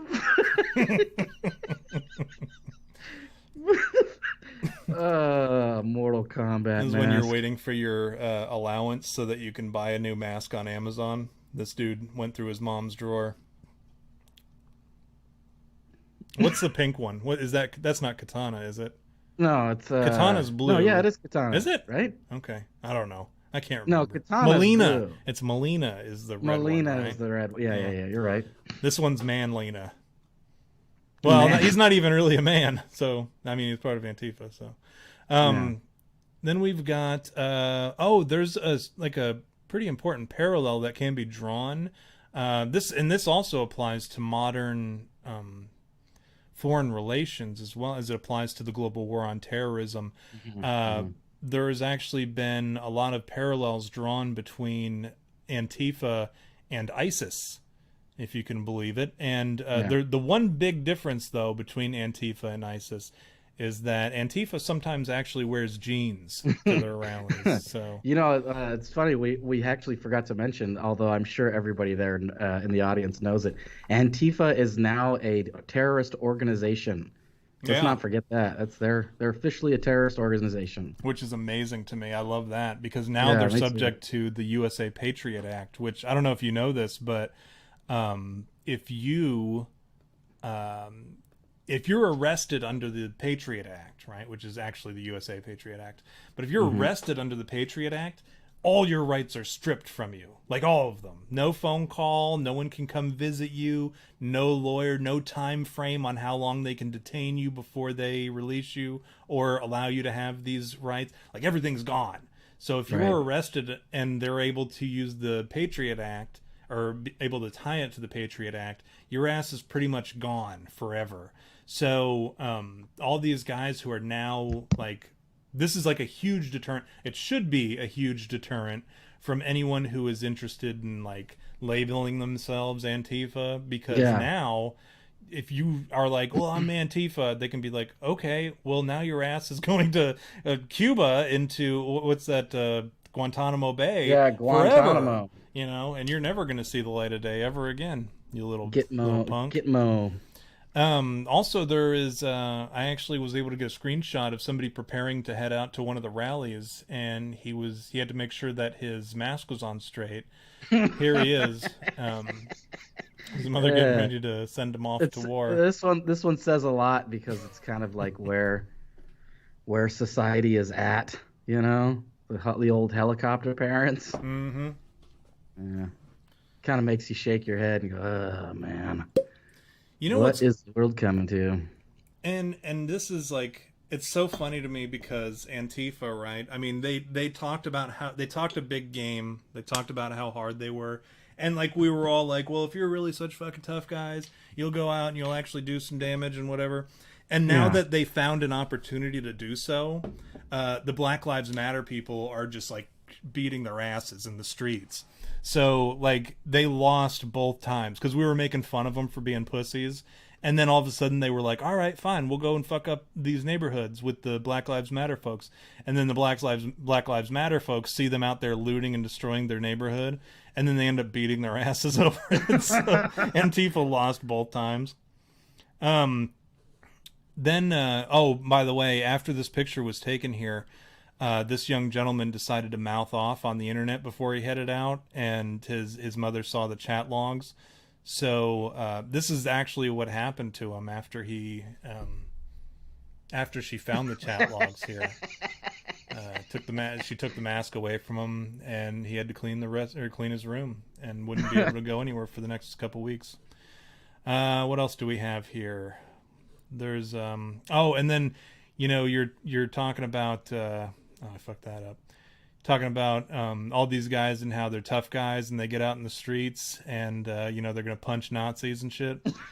And then you've got Arthur, the Arthur meme here. This dude doesn't even know how to make a fist properly. I mean, I hope he does sock somebody with that fist, because break his thumb. Yep. Oh man. Oh, and we can't forget this treasure to this American hero. This Antifa hero, General Refrigerator, General Lunchbox. Look at that, his shirt. He's got the. Can you imagine, like? Remember we laugh at that picture of that National Guard guy who's got he's this fat or whatever, but then he's like walking up on that Marine, and then the Marine's making a face like, oh my gosh. And people always like to say that that's the Army, but it's actually the National Guard. Like, do you think this is that guy for Antifa? Yeah. He's like the National Guard of Antifa. He's like their weekend warrior. He only comes to the protests one weekend a month, 2 weeks in the summer. A miniature Michael Moore. He's like mini me for Michael Moore. Like he's like a young Michael Moore. Because he's not tall. If you look at if you gauge it based on this, what is this? One of those baskets. Look at that. He's only like 2 baskets tall. Yeah, look at him. 2 baskets tall. Oh man! And look at his shoes. Those boots are made for like working in construction and like on the ballast at the railroad or whatever. Like, these boots are made for legitimate hard work, and they are struggling to keep him upright. Poor friggin' boots. Feel bad for him. But you know what's funny is like the backpack. Like, you notice he's got it like to where it's clipped around his chest, but it's like actually it's clipped close to his neck. You can see the clip is straining. Like, you can see it almost sweating. I wonder how long it took him to like snap that. Well, how long it took his mother to snap it. Oh man! Look at this lady too, by the way. Well, you know what? I think it's clipped because he has 0 shoulders. Like, he goes straight from neck to upper body, like to nipples. Like, it's the same. There's no shape to him other than this weird. I'm trying to draw a picture and trying to describe. He's literally like a pear. You could definitely place a pear over him, and it would be exact. He's like what we make fun of when we do those pear jokes for fat people. But so he has no shoulders, and that's why he has to clip it. But look at this lady. I would say she's got to be at least 15 feet behind him, and she's almost as tall as him. Yeah. Right? Yeah. There's no like object depth size, where she's further in the distance, so she looks smaller. Yeah. No, she looks to be the same height. So this guy is definitely of small stature. I would venture to say he's small. I think small isn't the accurate word, because he's definitely not small. His height is stunted by, you know what? He's probably like 6 feet tall, but gravity just pulls him down, because look at how much he's got to be. At least what, 315, 320? Yeah, definitely. He's 3 baskets tall. What a mess. Have you ever, I have never passed a beeper, like when you're walking out of the store. I've never passed one that I'm not as tall as or taller than. And I mean, this dude, you can't even, to get the picture of him, they couldn't even get the top of the beeper. So like, it's obviously, he's got to be 4 foot. I'd say 4 foot. Would you reckon that's an accurate? Yeah, no, I'd say that's accurate. Yeah, without a doubt. All right. Oh, and by the way, we have his commanding officer. The resistance here. She looks like, remember we talked about the mask when Eric Stoltz was the mask? She does I thought that was a guy at first, to be honest. The Cher movie. Oh, is that a guy? I don't know. It's hard to tell. He kind of looks like that T.J. Miller guy. Remember? Weasel. Based on the placement of the hand on the waist, I'm going with like a woman. I'm gonna say that's a woman. I don't know, but they've got the LGBT bracelet, so maybe it's just a flamboyantly gay guy. I mean, either way, I guarantee she talks like this. What do you think her name is? It's I don't know, something funny. Natalie. Come on, Natalie. All right. I was gonna say it was probably something more like, man, I don't even have. I wish I would have prepared for this moment. A unisex name like Pat, Chris or yeah, something. Pat or Chris or something, where you're like, come on, man, like, are you a guy? Or like at a certain point, you're like, you want to take it, like, yeah, like the weird guy who's like very like hard up for a date, and he's like, I really want to ask it out, but I don't know if it's, I don't know what it is. Mike in Manitoba said Karen. It is Karen.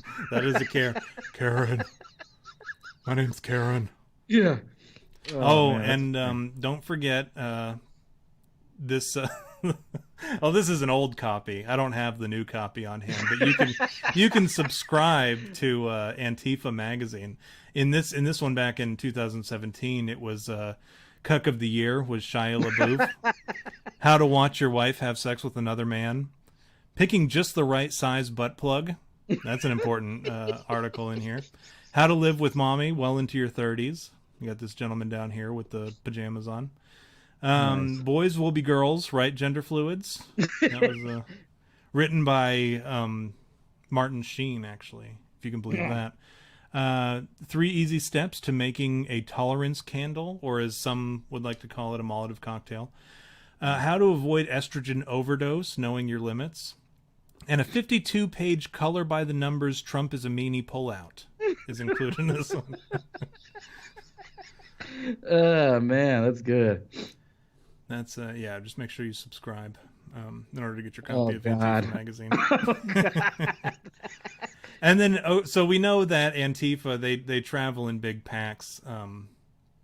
And sometimes they often do, you know what? I guess we could talk about this one first, and then I'll show you the sort of people that they attack when they're in larger numbers. This is what Antifa looks like when they don't outnumber you 100 to 1. And again, what do we see here? Are these dreadlocks? The dreadlocks. This guy definitely doesn't shower. Yuck. He probably does meth, too. He's probably on methamphetamine. But he smells like bug spray and dog shit. Let's see here. What was I was going to show you? So let's talk about Antifa issues, actually, because we'll go to there real quick. And then we'll show, and at the end, hopefully we'll have time for the Antifa getting their asses spooned. Right. Now, yeah, let's start here. Let's start with this one. Excuse me, I had to add some last. So why is Antifa an issue, right? You know, they seem harmless, right? And they're hilarious. And again, I love that we get to be the people who just shit on Antifa with no regard for whatever. But why do we worry about Antifa? Because we said that the media is running cover for them. Politicians are running cover for them. Right. A lot of people are running cover for them.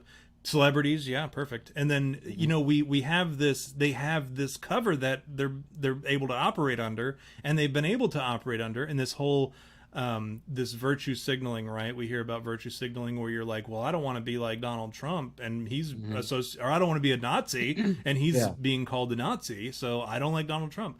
So it's this whole thing of Antifa's like, we want to punch Nazis in the face. So you're like, well, I too want to punch Nazis in the face, so I must be Antifa. So they're able to kind of like amass this, not necessarily, and not always a following or like an actual group, people who are willing to identify as this Antifa. What they do instead is they get sympathy, and then they get people like celebrities, like you said, who are actually paying bail for a lot of these guys, these protesters, and even politicians. Joe Biden and George Bush even has like his former administration is creating a super PAC to not only pay for Joe Biden's presidency campaign, but also to fund these people to get them out of jail. So what they've done is they've amassed this sympathy by saying they want to punch Nazis in the face. The problem is they're not actually punching Nazis in the face, right? They're fighting. They're just fighting like normal traditional values in the Constitution. And that was another thing back in the 80s. They became very anti-Constitution. And so came the term the Constitution should be a living, breathing document. Like, we don't like the traditional, original format, and the original, which is like, the original version is ambiguous enough to where you can be like, well, I think what they meant was this, and that's why we have the Supreme Court, but whatever. These guys, what they do is, you have somebody, if you want to go out there and you want to protest, and like this guy, they clearly put something together real quick.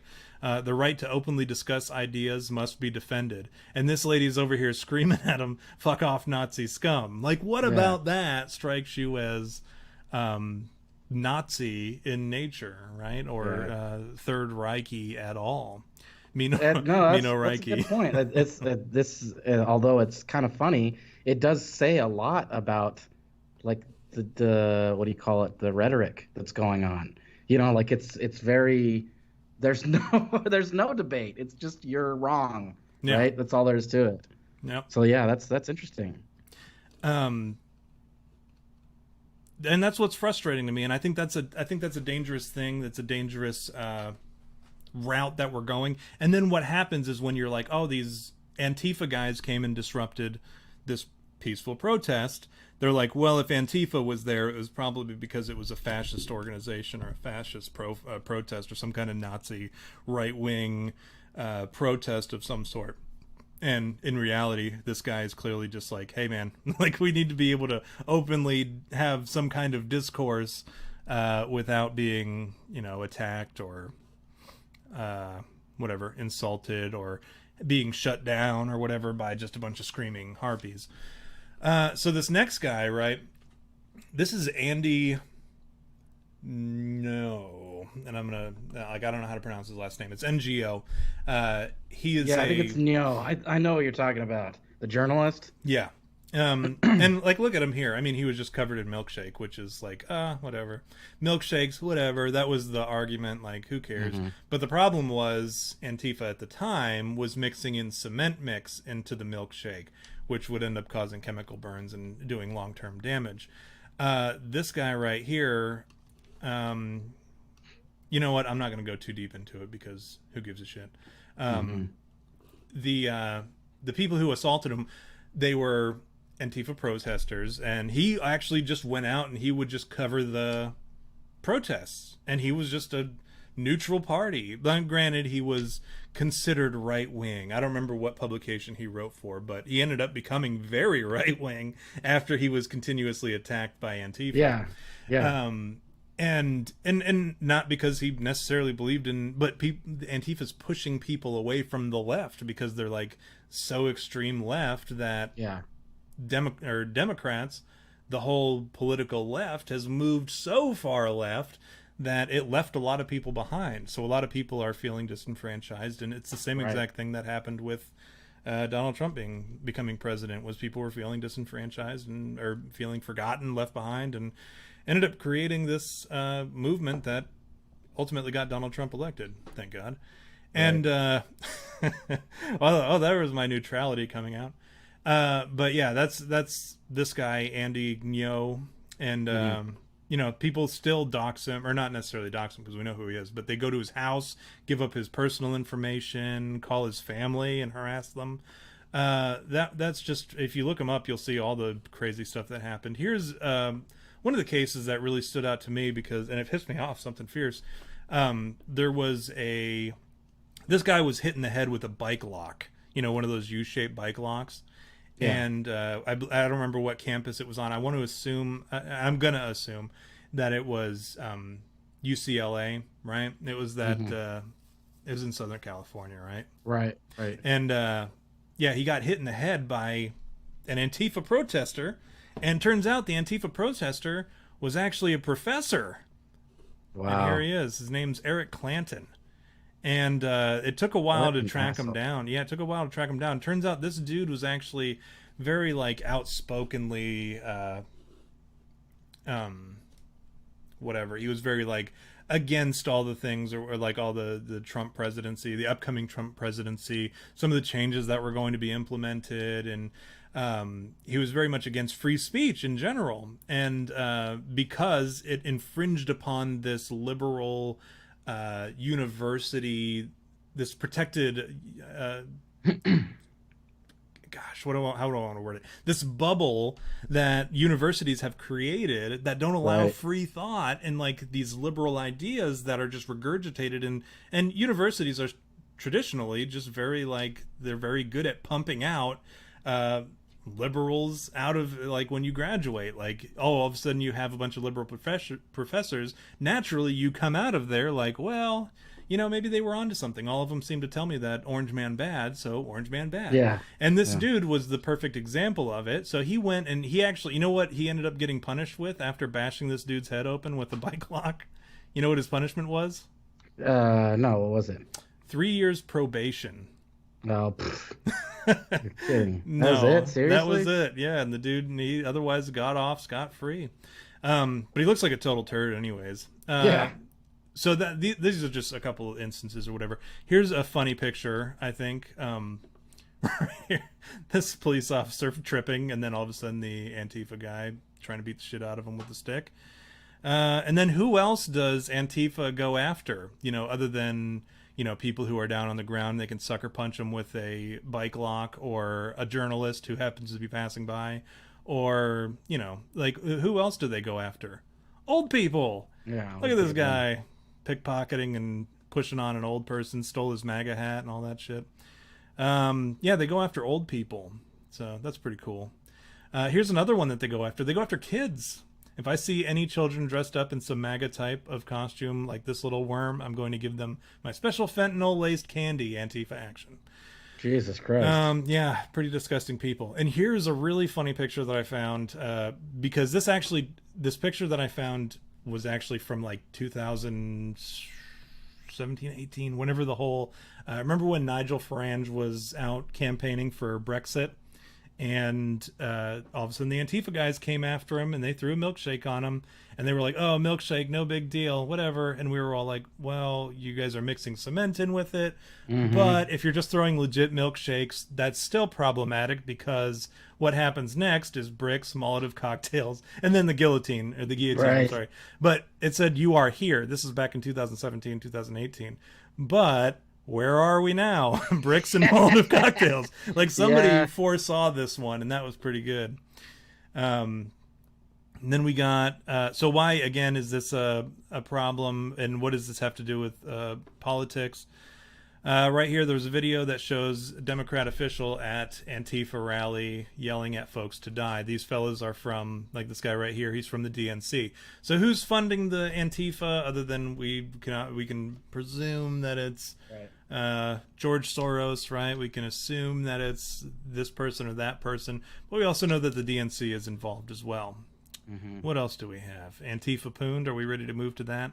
I think so. All right. Do you have anything to say about any of that?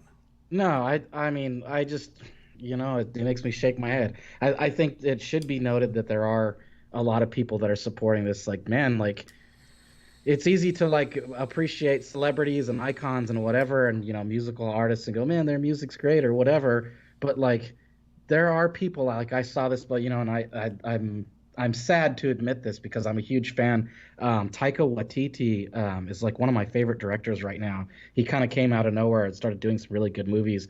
He did the Thor Ragnarok, which was totally awesome, but he's done a lot of the Flight of the Conchords episodes back in the day, and then recently the Jojo Rabbit I really enjoyed too. But I saw a thing on Twitter. I was following him on Twitter. I saw a thing on Twitter where he's putting together a fund to bail out people that are rioting, basically.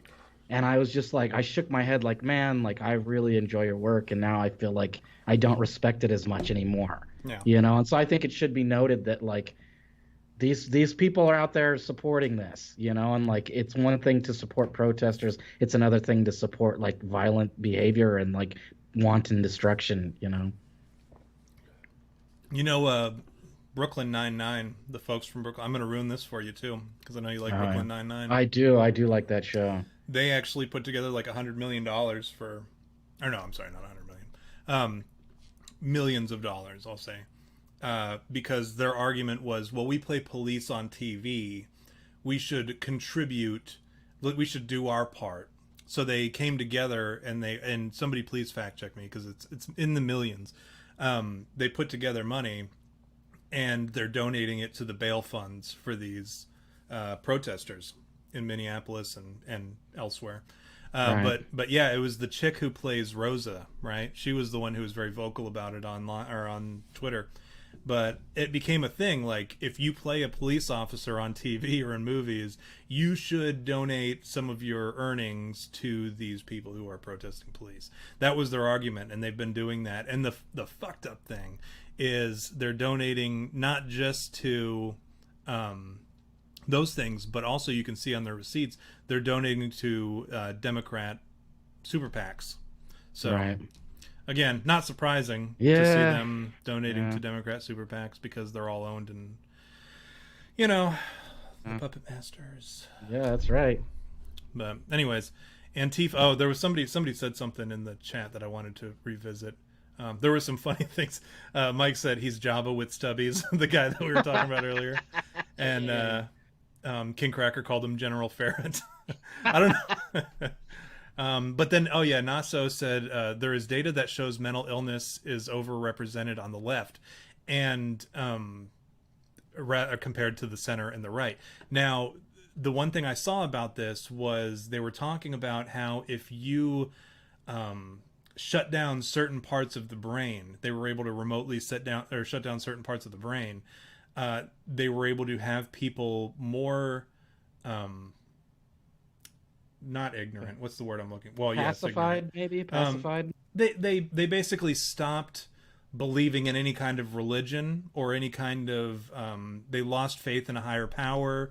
Basically, eliminated faith in any kind of religion from them, and also made them more sympathetic to refugees and the plight of the refugees. So basically, what they proved was the more brain dead you are, the more likely you are to be a liberal. And that's what the scientific thing proved. And that's what they were saying was they were trying to like make people more sensitive to the plight of the refugee and shit, and make them more likely to move away from religion in general. And that's how they did it, was they shut down certain parts of the brain, and they basically turned people into liberals by making them more brain dead. Anyways, moving on. Antifa mugshots released after the arrest made at Charlottesville riots.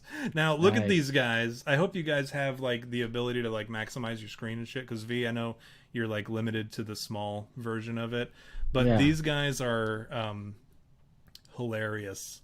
Like, well, it's hard to tell. Like, I mean, I can see. I was able to stretch it out so I could see, but there's a few that like I kind of go, is that a girl? Is that a guy? For sure. And some of them look like cartoons, like the guy in the top left corner.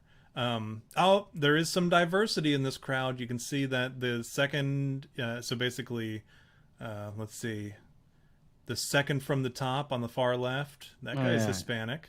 Yeah, and then we got the bottom guy. He looks like maybe Middle Eastern of some sort. But other than that, we have mostly white people. So yeah, I don't see any black people. Well, this guy on the upper left, I guess he could be kind of black. Maybe he's like light-skinned, fair-skinned, as they would say. Yeah, he looks like a clay model. You know what I mean? Like, look at how his face is kind of mushy on the cheeks, on the cheekbones.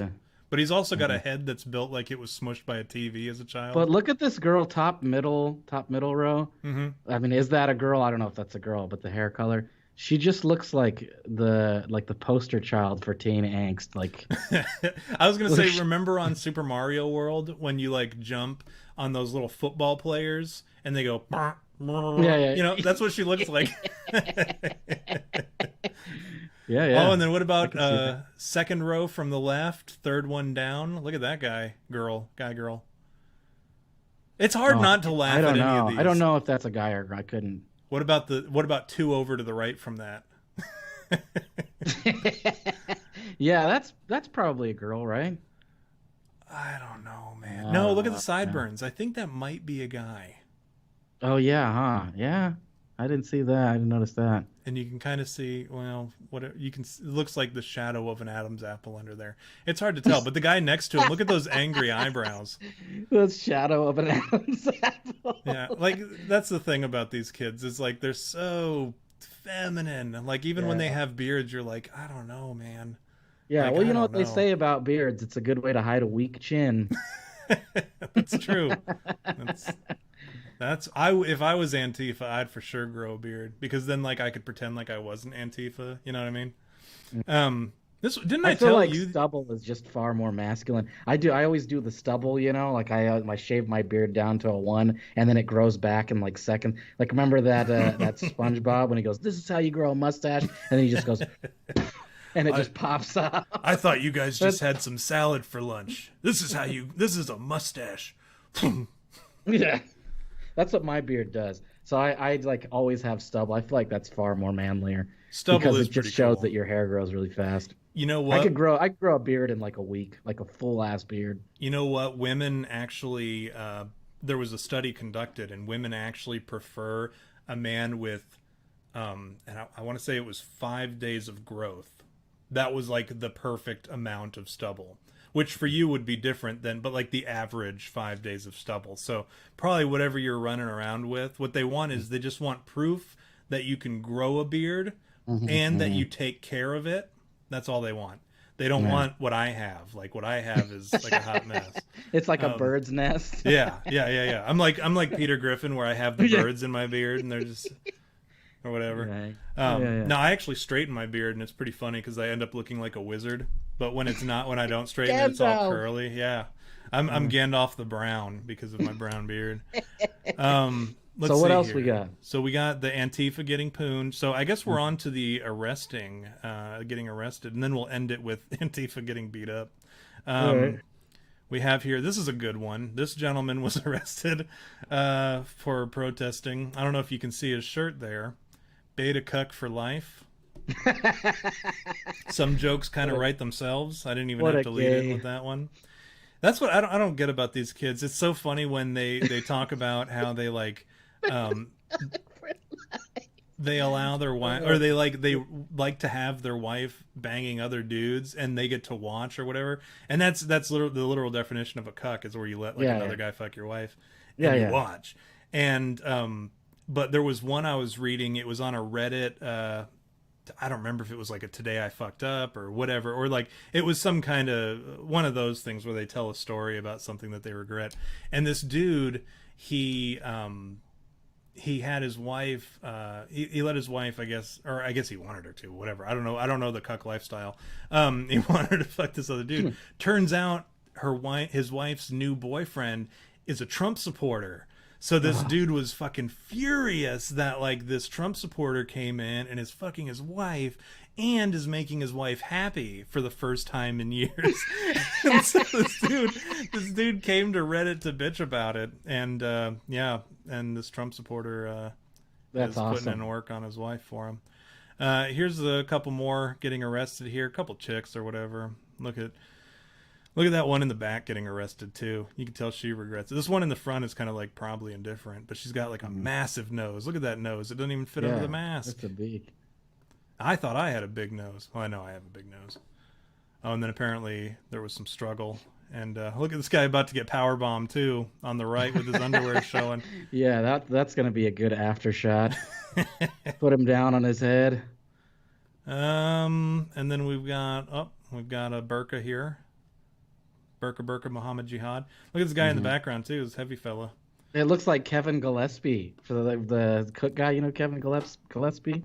The No, name sounds is that familiar. reference lost on you? It is. Damn. I was gonna say he looks almost like Randy from like back in the day, but with a beard. Talking about My Name Is Earl. Yeah, of course. Ethan Yeah. Suplee, but Yeah, who is Ethan now Suplee. fucking ripped. Yeah, that Like, if dude you look is at that ripped dude, now, man. That picture you man. sent me, I was like, what? That doesn't even look like him. No, It looks like a totally different person. That dude is a The- beast now. Yeah, if you guys in the chat don't know, Ethan Suplee, the guy who used to be in, like all the Jay and Silent Bob movies, he was always coming up trying to buy weed. Mallrats, he was the guy who couldn't see the 3D picture. He goes, "You dumb You bastard." dumb bastard. The A schooner is a boat. schooner is a sailboat, stupid head. You know what? The Easter Bunny's not real. That dude is jacked now. That dude is fucking Yeah. super fit because He used to be really fat. Now he's super ripped. Well, yeah, because he made a bet with Kevin Smith. He said they tried to see who could lose the most weight, and Ethan Suplee won. But then he kept going, and now he's like a professional bodybuilder. He's still in movies. He was in that movie, The Hunt, that one that just came out not too long ago. And then here to cap it all off, we have this guy getting his fucking face punchicized for free. Nice. And his homeboy in the background, like trying to film it or whatever, and he's got the boom mic. Anyways, this is the sort of shit. This is so funny to me. Like, there's a video out there of the Antifa guys squaring up against the Proud Boys or whatever. I don't know, like all the guys who were there in support of free speech and shit. And like they're predominantly Trump supporters. And they ended up fighting, like duking it out in the streets, like an old-timey 1950s gang warfare movie. And Antifa like got their asses beat, like on the streets, and it was the best. It was so funny to watch. And like, I saw that. That was great. And remember, like that chick tried to slug that dude, and he dodged it, and he went to slug her, but then he realized it was a chick, and he just kind of like moved her off the road. Like, get out of here! Like that's the difference again, and it goes back to what we always talk about. Like we kind of got to protect the chickies.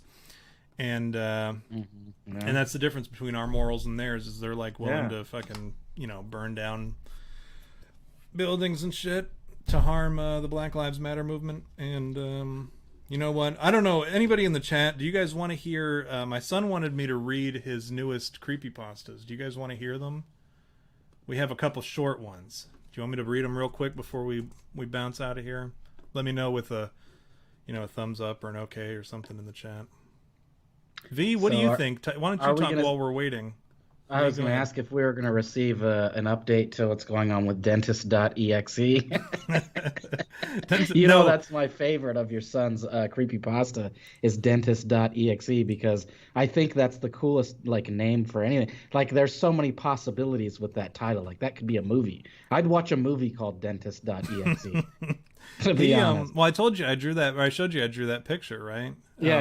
Of him, because he was talking about wanting to make more creepypastas, and I said, dude, we need to work on something here, because his creepypastas are super short, right? And that's he has 3 of them. He sent me 3 of them, and he asked me about them tonight, so I have to read them, I guess, because he asked me if I read them. Right. I told him we need to work on his story writing, and because his stories are way too short. So I told him about the hero's journey. I told him about the setting, plot, characters, all that shit. Like, I'm like, hey, we need to work on developing your stories, because you write these little like shotgun blasts of something happening. You're not telling a story. You're telling me, like, if I just ask you, hey, what just happened? And you're like, oh, well, fucking, I only got a second. So, you know, I'll tell you real quick. Right. So I'm like, we need to work on your story writing and develop that a little bit. So we've been working on that a little bit, but before we got to that, he sent me 3 more. So I'll read them real quick. They're like a sentence long each. A really long run-on Dayton sentence. I was a normal person for Disney. The title is called Why I Will Never Go to Disneyland at 3 a.m. Because it's closed, Dayton. I guess this is probably the answer. I was a normal person for Disney, but after this I will never go again. It was a normal day. I went to Disney to ask for a job at 2 o'clock. I got the night shift and stayed at 3 a.m. I saw something. I thought it was the wind. But then I heard high-pitched screams. I saw somebody on a nurse bed, and the Mickey robot near it said, Mickey Mouse Death House. That's awesome. And it was oozing out blood. I ran out. Next part at 100 likes. He's gotten pretty serious about these likes. He's not doing anything less, or doing anything for anything less than 100 likes. Right. Wow. This one's called Makahitmo. Did you tell him that we can't even get 100 likes?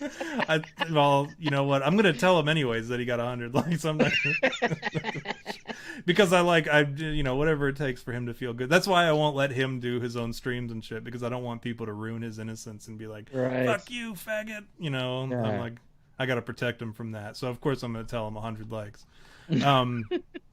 This one's called Makahitmo. I was playing in the forest when it started of me playing Fortnite. Then I heard something on the phone. Help me, I am in the forest. I went to the forest with my friends so they could get help. I heard a chainsaw and I saw blood and guts everywhere. I saw a clown with a chainsaw and machete for hands. It said, I am Makahitmo. Get out or die, all of you. More at 150 likes this time. Yeah, he moved up. I don't know if Makahitmo is going to get 150 likes. 150 likes? Oh, this one is a little bit... What does he think this is? Yeah. I may have created a monster here. This one's called Bloody Mary. I believe it's based on a the same Bloody Mary that you already know about. So there's no surprises here. I was scared so much. I saw it. It was the scariest thing ever. I was playing games. It's so repetitive. I'm sorry. I was playing games and watching TV and heard something from the kitchen. I was scared because somebody once told me a story. It was this killer. She's in the mirror, and if you have a candle and all lights off, then chant Bloody Mary, Bloody Mary, Bloody Mary, it will summon her. And I tried that, but the mirror turned black and blood was dripping down. And I saw it was so horrifying. I was so scared. I saw it. It was the scariest thing ever. ... I will tell you at 30 likes. This one's only 30, so at least he's like being a little bit more realistic here. But reasonable, yeah. 30 likes, you can find out what he saw. That was the scariest thing ever.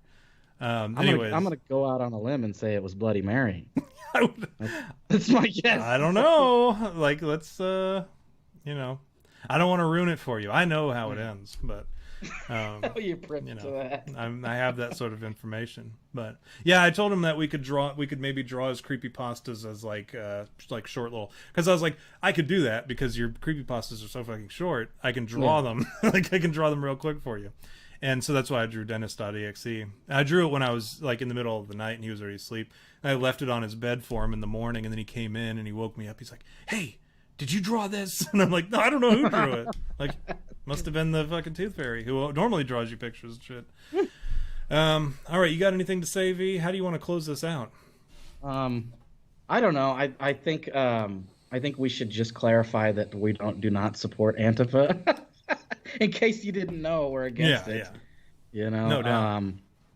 Don't obviously, do your own research, and like there's a lot of stuff out there. I know I'm on Twitter a lot lately because of what's going on. I'm like scrolling through and I follow all the right wingers, Larry Elders and Candace Owens and Terrence Williams. I follow all of them, and I support a lot of the stuff that they say. But there are some times that I go, is this true? Like I saw something the other day that I was like, is this real? And it was like, no, today I saw. And we always talk about George Soros being behind everything, but there was a thing that somebody posted about him.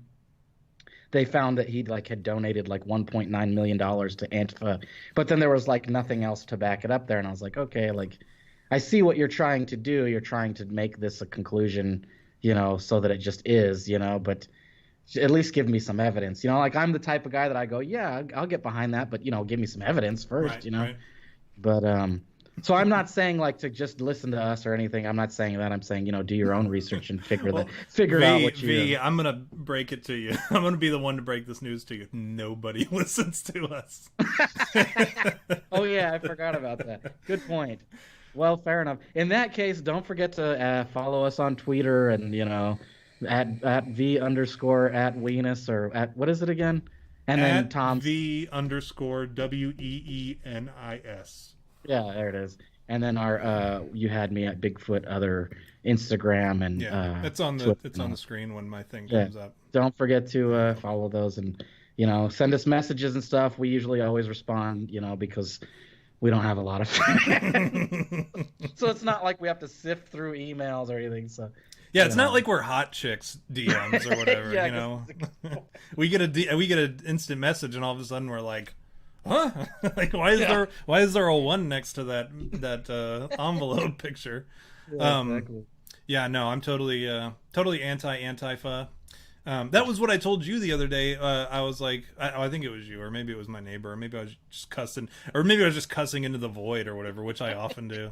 But I was like, look, these things that Antifa stands for, Antifa, whatever, the things that they stand for, are the things that, like, on a very broad, like on a very, like, let's say specific basis, right? Like, I am against fascism in traditional terms of fascism, like a dictatorial sort of situation. Like, I'm very much against that, absolutely.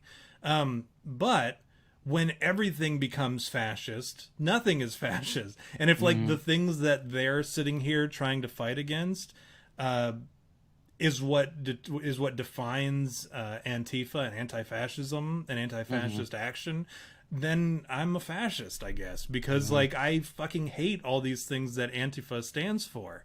And if that makes me a fascist, then so be it. I guess I'm gonna get a milkshake poured on me or whatever, or hit with a brick or something. I don't know, but yeah, we're very much against Antifa. We have been for years. I mean, we've been hating Antifa since before they were cool or whatever. Yeah. So yeah, we're very much against that. I know we post a lot about it. We'd post a lot of like that's the funny thing about the YouTube and shit. So, or I'm sorry, the Twitter. Megabit Banshee. I don't think you're privy to this because Megabit's on our Instagram.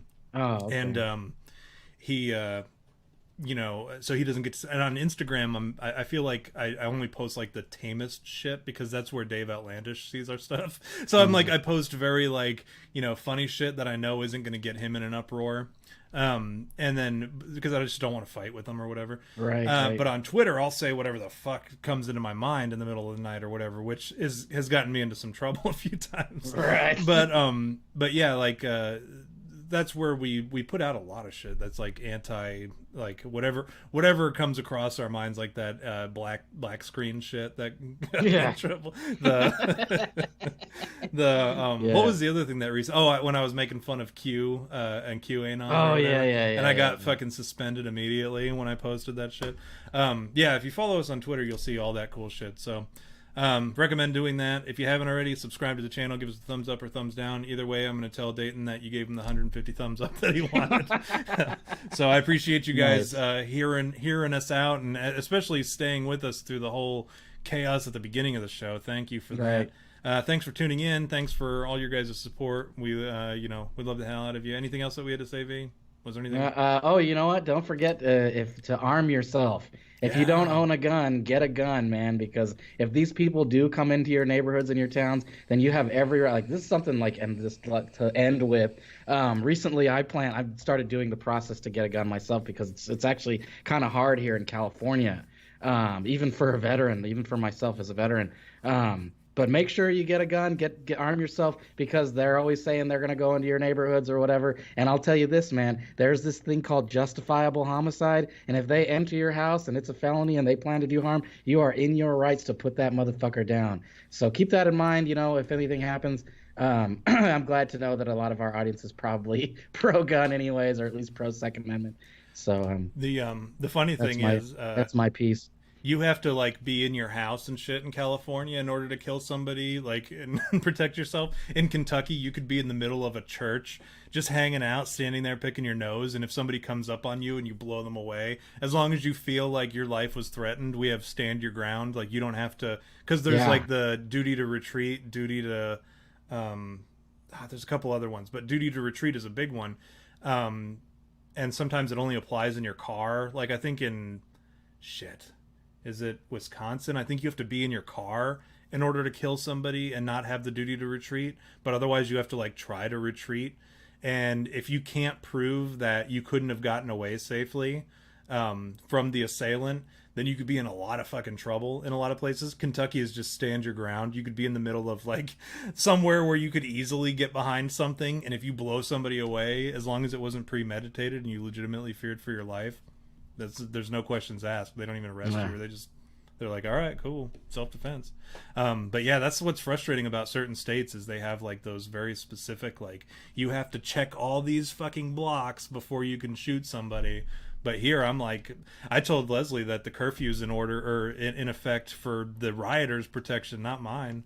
Like, that's for those locks on the door, that's for the rioters' protection, not mine. Because if they come in here, I'm going to make an example of every single rioter or looter who tries to burgle my house. So that's, I highly recommend, like V said, getting yourself armed. Stay strapped or get clapped, as Sun Tzu said. And with that,